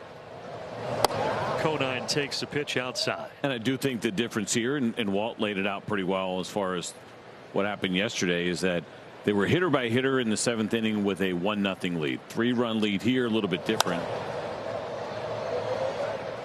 Should not be any problem for Michael Harris. It is not. And so more of a legitimate chance for Bryce Elder to get through this, even though we see Dylan Dodd warming up, and he was the guy that came in yesterday, and he only threw, what, 6 pitches? Yep, and got 3 outs. He got a fly out to center and then a double play yesterday to Dodd after he came in for Grant Holmes. What a luxury it is for Walt Weiss to have a couple. He's got 4 lefties down there now, and we'll get a feel for Brent Suter and what that role looks like for him. But as far as Dylan Lee and Dylan Dodd go, those are easy choices for Walt every time he makes them.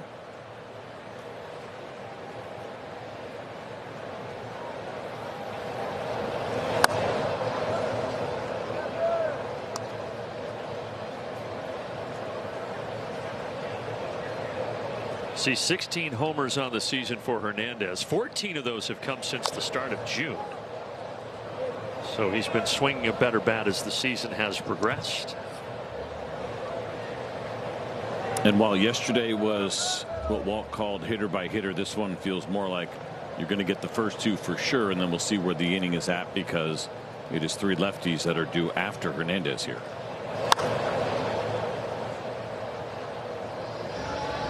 He's got him 1-2.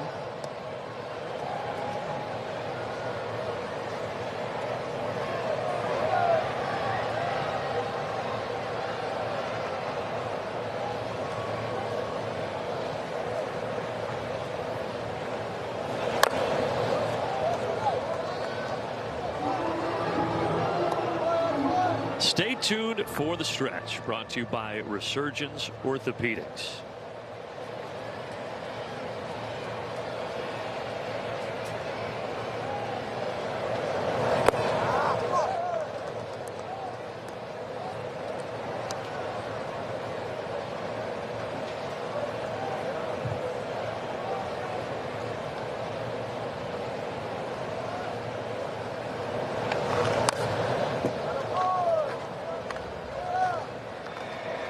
Just the 1 hit so far tonight for the Marlins. Well, that was Marcy with a double in the 5th and then a pair of walks. But Elder has been able to get everybody else.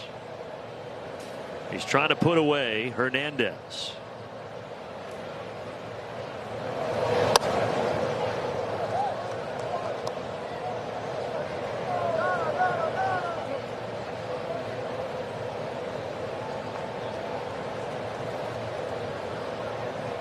Payoff pitch to third. Riley. Throw gets away from it. And all the way out into right field. Hernandez at second base. Elder battled there and did a really nice job of making that final pitch on the 2-seam fastball. It was an 8-pitch plate appearance and got the ground ball. And Austin Riley's been excellent over at third base, but this was a throw that he did not get where he wanted it to. And Matt Olson has done such a great job of bailing guys out, but he could not come up with that pick there. Very intrigued here to see what Walt was going to do, and it looks like he is going to stick with Bryce Elder. Yeah, I think it has everything to do again with the score. It probably doesn't let him face the potential tying run.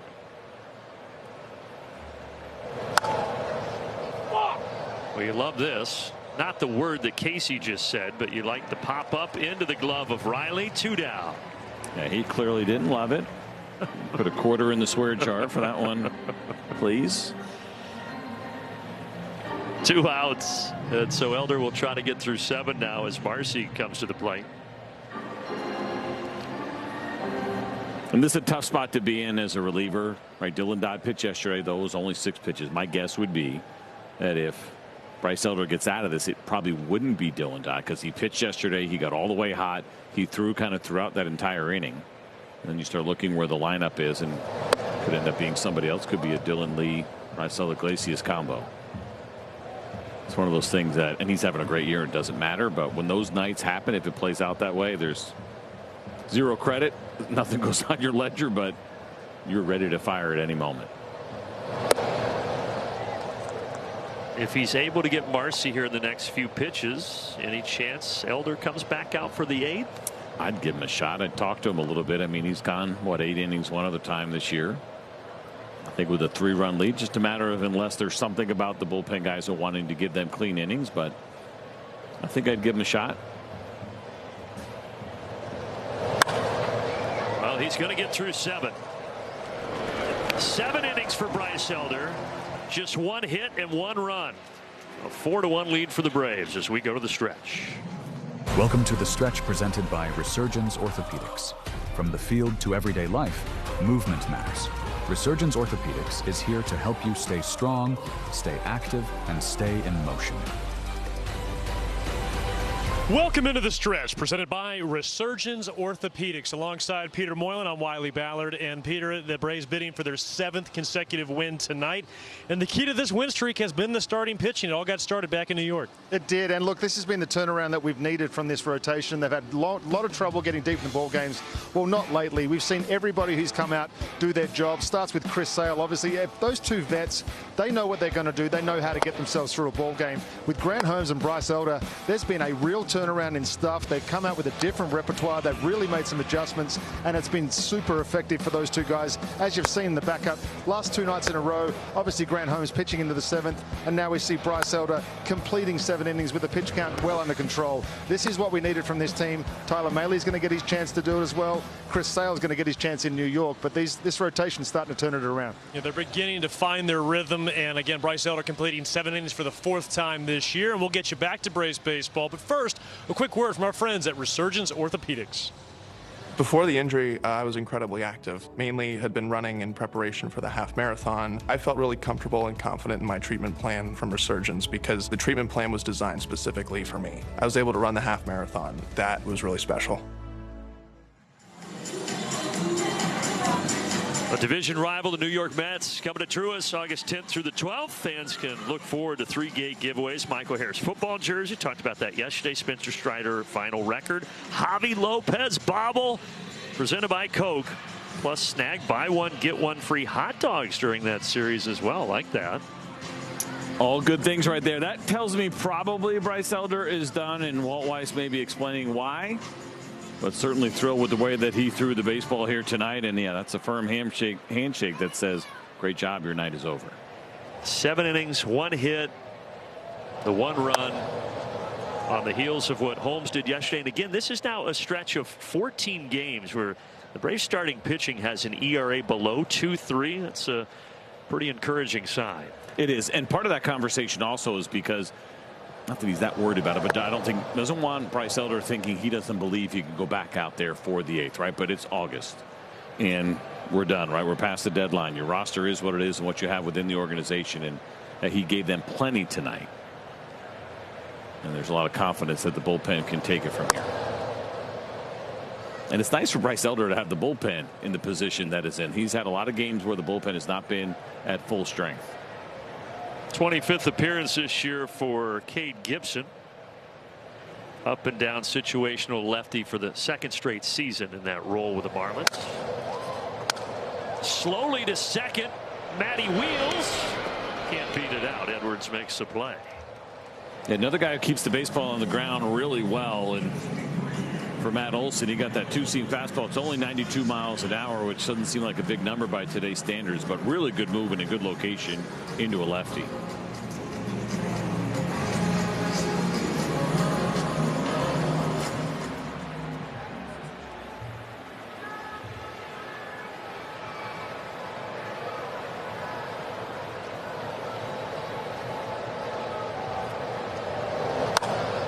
First pitch Michael Harris sees is a curveball, and he's going to loop it out to left. Hernandez makes the catch. A message from Kia.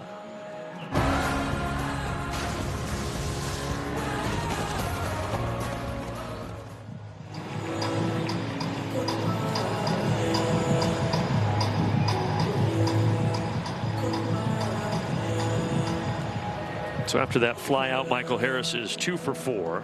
Brings Ozzie Albies to the dish.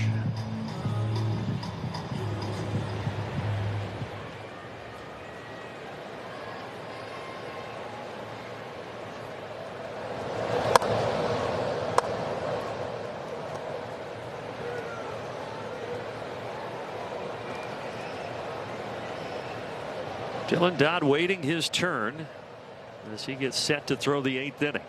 Oh, he is going to throw. Okay, interesting. Yeah, I was tracking with you. I thought maybe for him it was going to be 7th inning or bust, but apparently not. And there's the other way that Walt could look at it, right? And say, okay, he threw yesterday. I got him up. I already have him all the way hot. Let him get in the game, and very likely tomorrow a down day for him.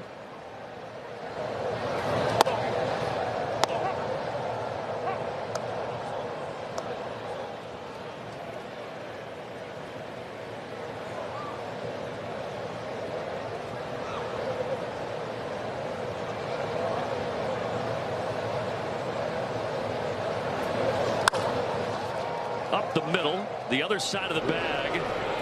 Close, but they got him. That was well executed by Edwards at second base. A 1-2-3, bottom of the 7th.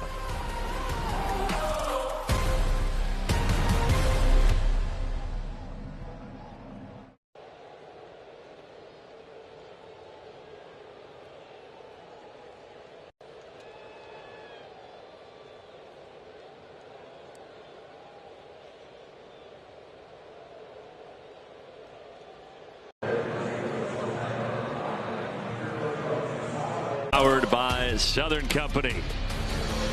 Back here in Atlanta with the Braves enjoying a 4-1 lead, 8th inning. And Dylan Dodd out of the bullpen. Been a great year for Dylan Dodd. He is a very trusted arm with that 29% strikeout rate. He's got the left-handed hitters under control. Has always done a good job with the righties. Get the 2-seam fastball, cutter, and some sliders in there for Dylan Dodd. And he's going to face a pinch hitter here in Ramirez, who will step in to replace Joe Mack.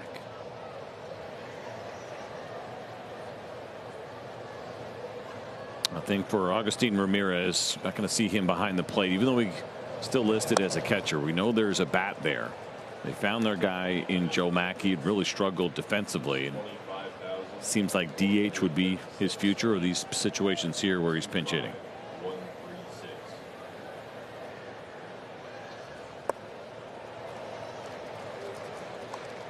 Peter Moylan brought up a really good point regarding kind of bullpen management, and when you spend any time down in the bullpen, you are thinking about these things all the time. It becomes kind of second nature. But the pitch count yesterday for Dylan Lee, probably the reason why we see Dodd here.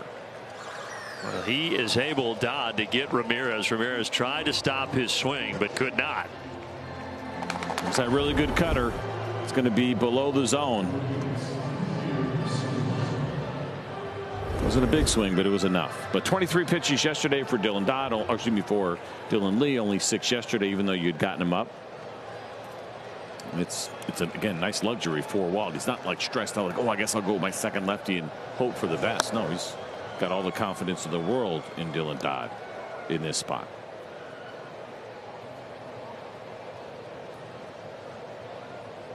Walt Weiss trying to get the Braves to 24 games over 500, going for win number 69 here tonight against 45 losses.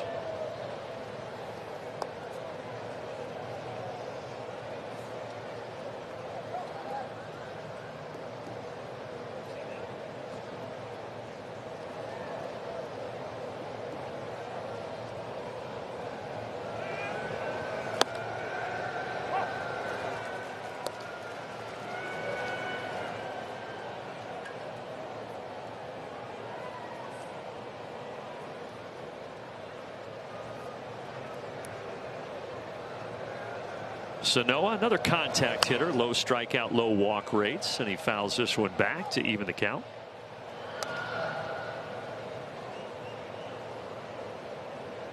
Talking with the Marlins folks, Sanoa is very popular in that clubhouse. High energy, kind of Ozzie Albies vibes, if you will, just always smiling, happy, lifting everybody up. Fouls off another pitch here from Dodd.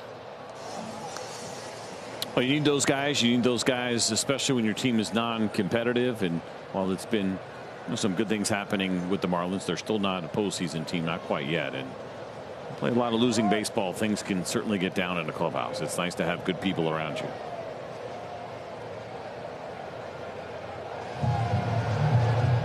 And they call him the Energizer Bunny, Sanoa.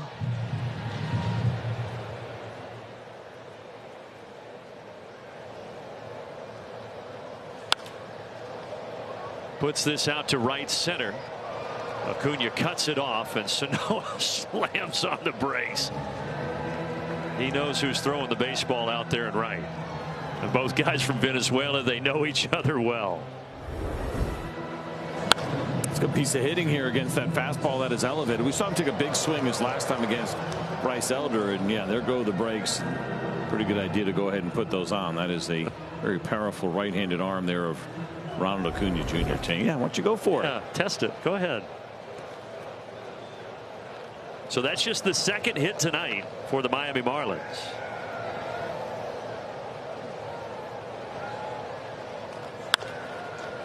That gets by Dodd and into center field. For a second, I thought Dodd might be able to get it, but instead, back-to-back hits here. Yeah, I'm not sure if he pulled his glove down on purpose. Sometimes as a pitcher, you think to catch it, then realize maybe I shouldn't, right? You see him kind of pull it down there, and unfortunately, there's still enough room for this thing to get up the middle. Not sure if he could have caught it anyway, but if he did, it would have been a decent shot at a double play. So you get a multi-purpose visit here.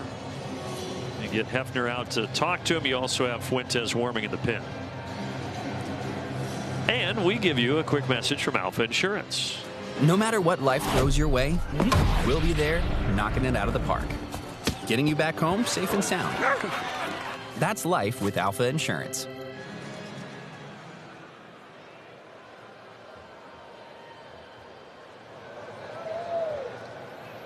So Stowers is at the plate. Home run capability for sure. And he represents the tying run.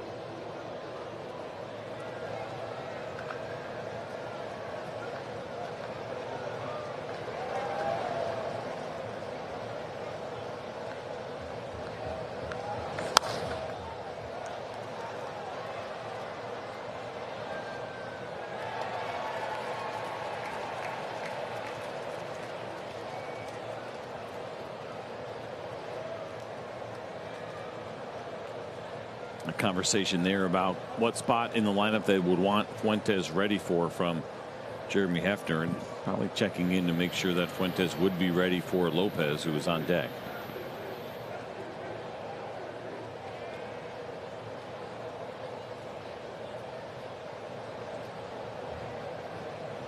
Dodds 0-1. Left center. It'll be Harris. So 2 away, 2 on. What's Walt Weiss going to do here?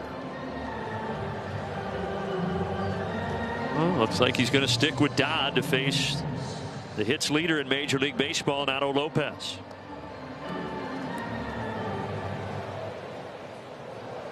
Or maybe not. Plot twist. I was with you. Maybe giving Fuentes as many extra seconds as he could for a couple of more tosses. He was slow playing it. We'll be back in a moment.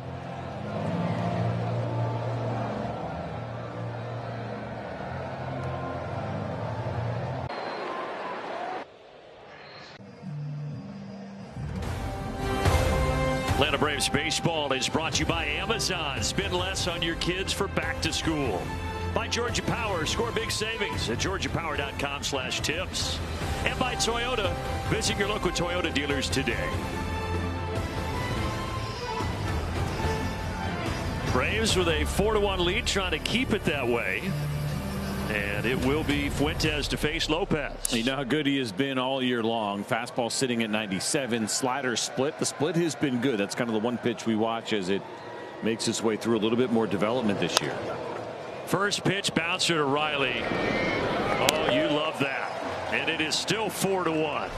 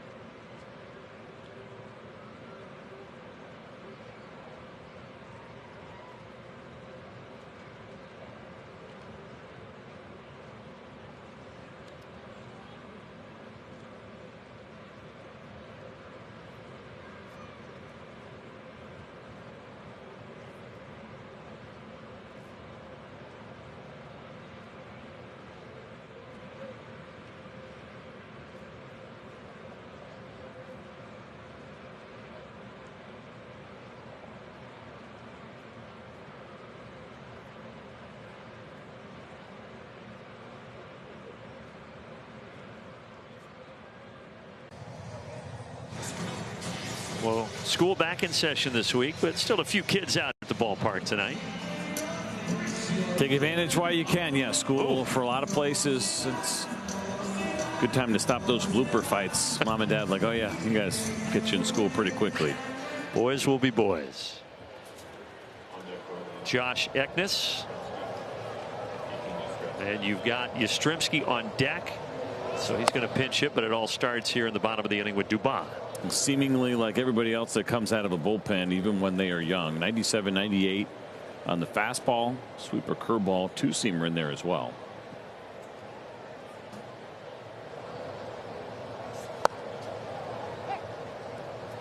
He was just activated, was Eknes, from the 60-day IL on Tuesday. Had missed over 2 months with a right calf strain.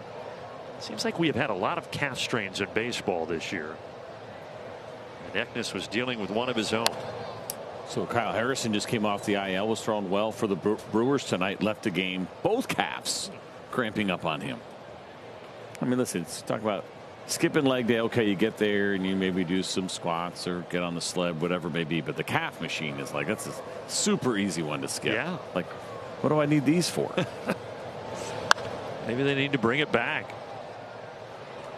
Who's going to get to this? Over the shoulder catch for Edwards. Whataburger, what a play tonight. Remember, the Braves won 18 of the first 21 series, then the June swoon, but now the Braves from the beginning of the year seem to be back. Yeah, taking series, doing a good job against some pretty good teams along the way, and overall you're thrilled with this team's record, but we got spoiled there early on in those first 21 series. It was so absurd to see what the Braves had done with consistency. It caught up with them for a little bit, but back on track.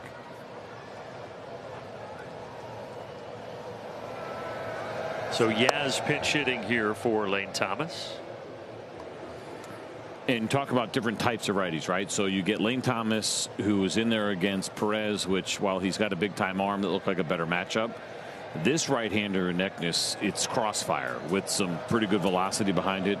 It looks a lot more uncomfortable for a right-handed hitter than even Perez with his big stuff.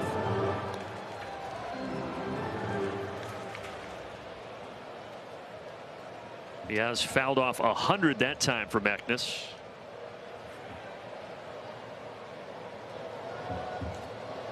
That's a great look at it right there. See where that front foot lands compared to where most of the marks are in the mound.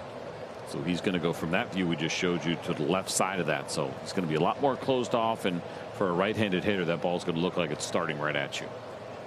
A lefty gets a much better look.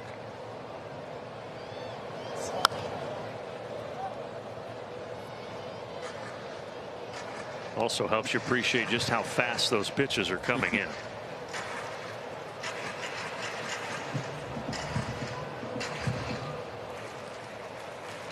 Eknes debuted back in May, so young rookie already dealing with that injury, but now returning to health, dealing a 2-2 pitch, and now a full count.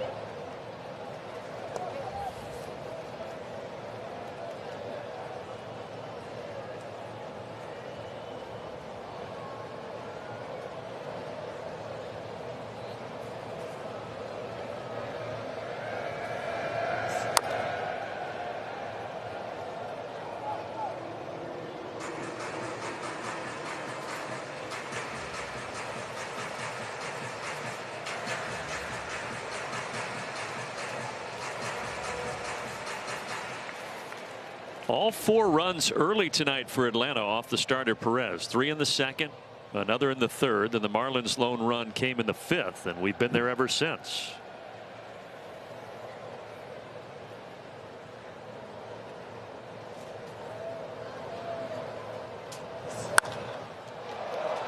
Pretty deep to left. Adjusting and making the catch on the warning track, Hernandez. Loud contact there. 98 off the bat for Yaz. Good pinch hit plate appearance, even though that one ended up being an out.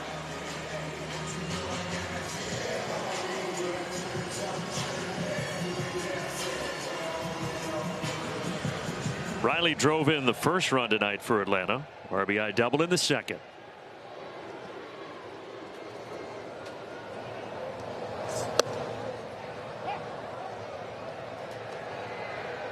To me, this is a guy right on right that you give up the inner third.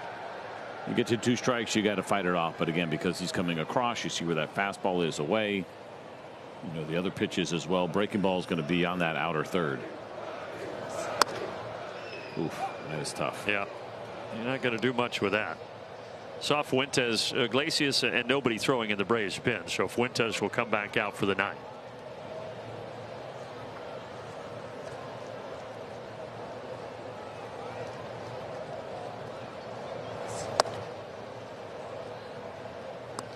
A little curious about Fuentes and what this looks like the rest of the year. Again, he's been so good. I think I've been clear about how I feel. I love having him in the bullpen. But now that we're past the deadline, would they stretch him out maybe a little bit? Not to a full starter, but depending on what the postseason looks like, if and when you get there. We've seen bullpen games before. You go back a couple of years ago when the Dodgers won their first of their back-to-back World Series. Their Game 5 against the Padres in the DS was a bullpen game. And having an arm like Fuentes, who we know has been already a starter in the past, might be a good multi-inning guy. Off the end of the bat, and Riley sends it the other way. So that's 2 hits tonight, 4 already in the series for Austin Riley. Didn't hit it hard, but he got down to 2 strikes, and he had a really good approach here against this tough righty and got that pitch out of third. Right, that's just battling off the very end of the bat. Sounded like looked like there were some splinters that came off of it, but worth it.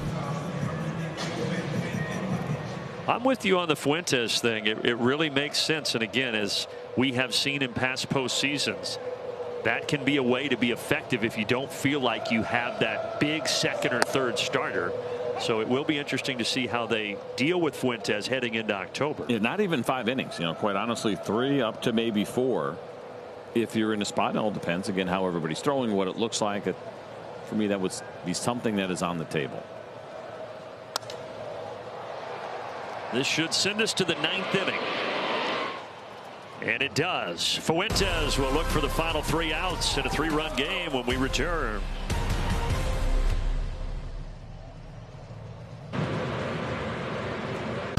Harry Potter night here at Truist Park tonight. A lot of folks got into the act, coming out ready, bringing their bucket hats. Wiley was into it. Maybe a little too much. Oh, wait a minute. What happened to my forehead? I know I'm headed there sooner or later, but where are we hung up?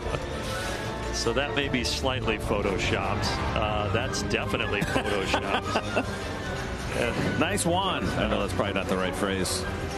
But this one you will think is photoshopped. It's not. That is Peter Moylan at age 16 in Australia. He volunteered that picture, and that's always dangerous. I made the mistake of doing that a year or 2 ago with my draft picture, my super tight jorts that I was wearing. Peter, look, we learned the hard way. We do. Listen, that was, is it considered an ambush if I sent it to a group text? I've been a victim as well. Yeah.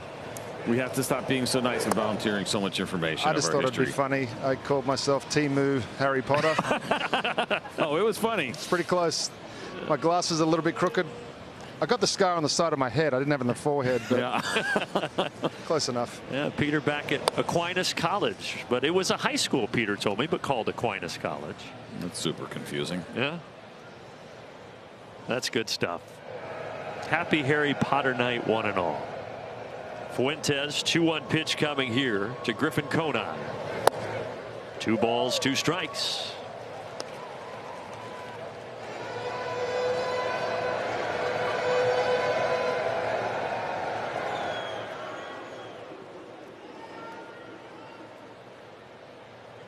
Fuentes rocks and fires. Went to the top shelf.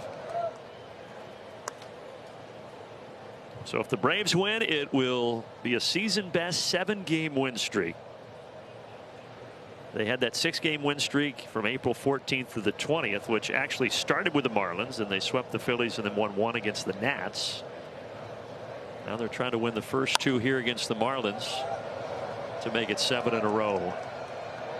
As that ball is fouled away to keep it at 2-2. So it's been all fastballs here, 1 split. The second pitch of the at bat was a called strike on the split finger, so he has not seen the breaking ball yet. Let's see if he tries to go up top one more time, or does he spin him into the ground? Well, he went the splitter. Nice. Swing and a miss. It works beautifully. 1 down. Not a lot of depth, but essentially acting like a really good changeup. And from the arm angle, and see how the finger position is all the way out to the side, it's going to make it a little bit harder to really get that true kind of split tumbling action where it's going down. Still very effective, but it's the arm angle that kind of makes it look a little bit different than your standard split. 97 dotted on the corner to Hernandez.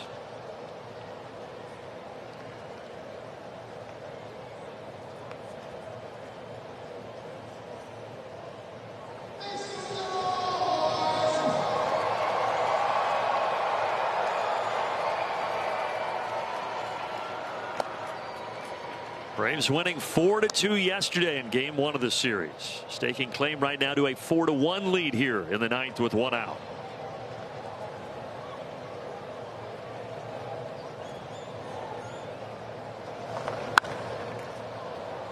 This one driven deep center. Michael Harris on the run.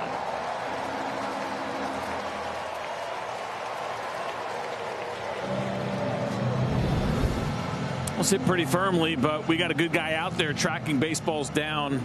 Some real consistency as Michael gets there pretty easily to pull that second out in.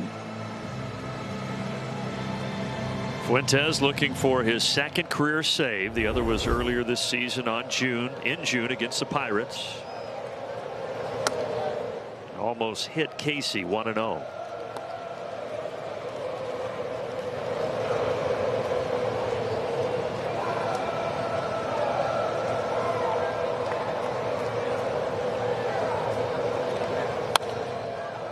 Cover your ears if we get a pop out. And we learned that last time with Owen Casey. Hide your children.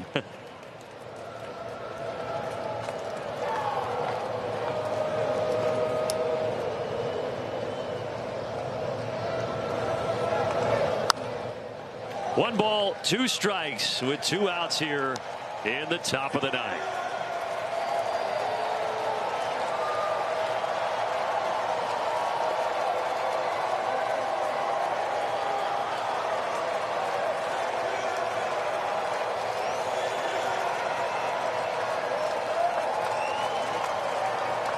Fuentes delivers.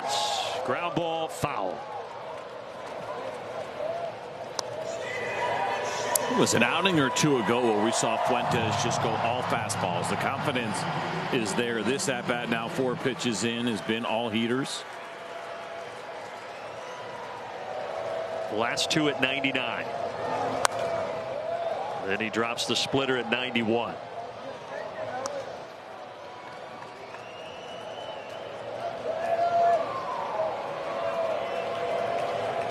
Marlins 1 run on 3 hits tonight against Braves pitching. Fuentes looking for 1 more strike, 1 more out. But Casey will not go quietly into the 9th.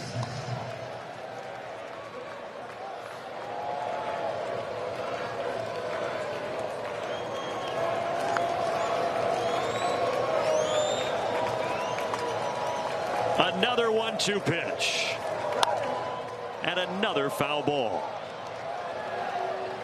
It's one of those things you sit there as a pitcher. It's okay. He's late. He's late. Is he going to get it timed up? When do I want to kind of pull the string? There was the 1 split in there. Just a matter of whether or not he really could catch up to this fastball. Braves win. Lucky number 7 in a row for Atlanta. Longest win streak of the season.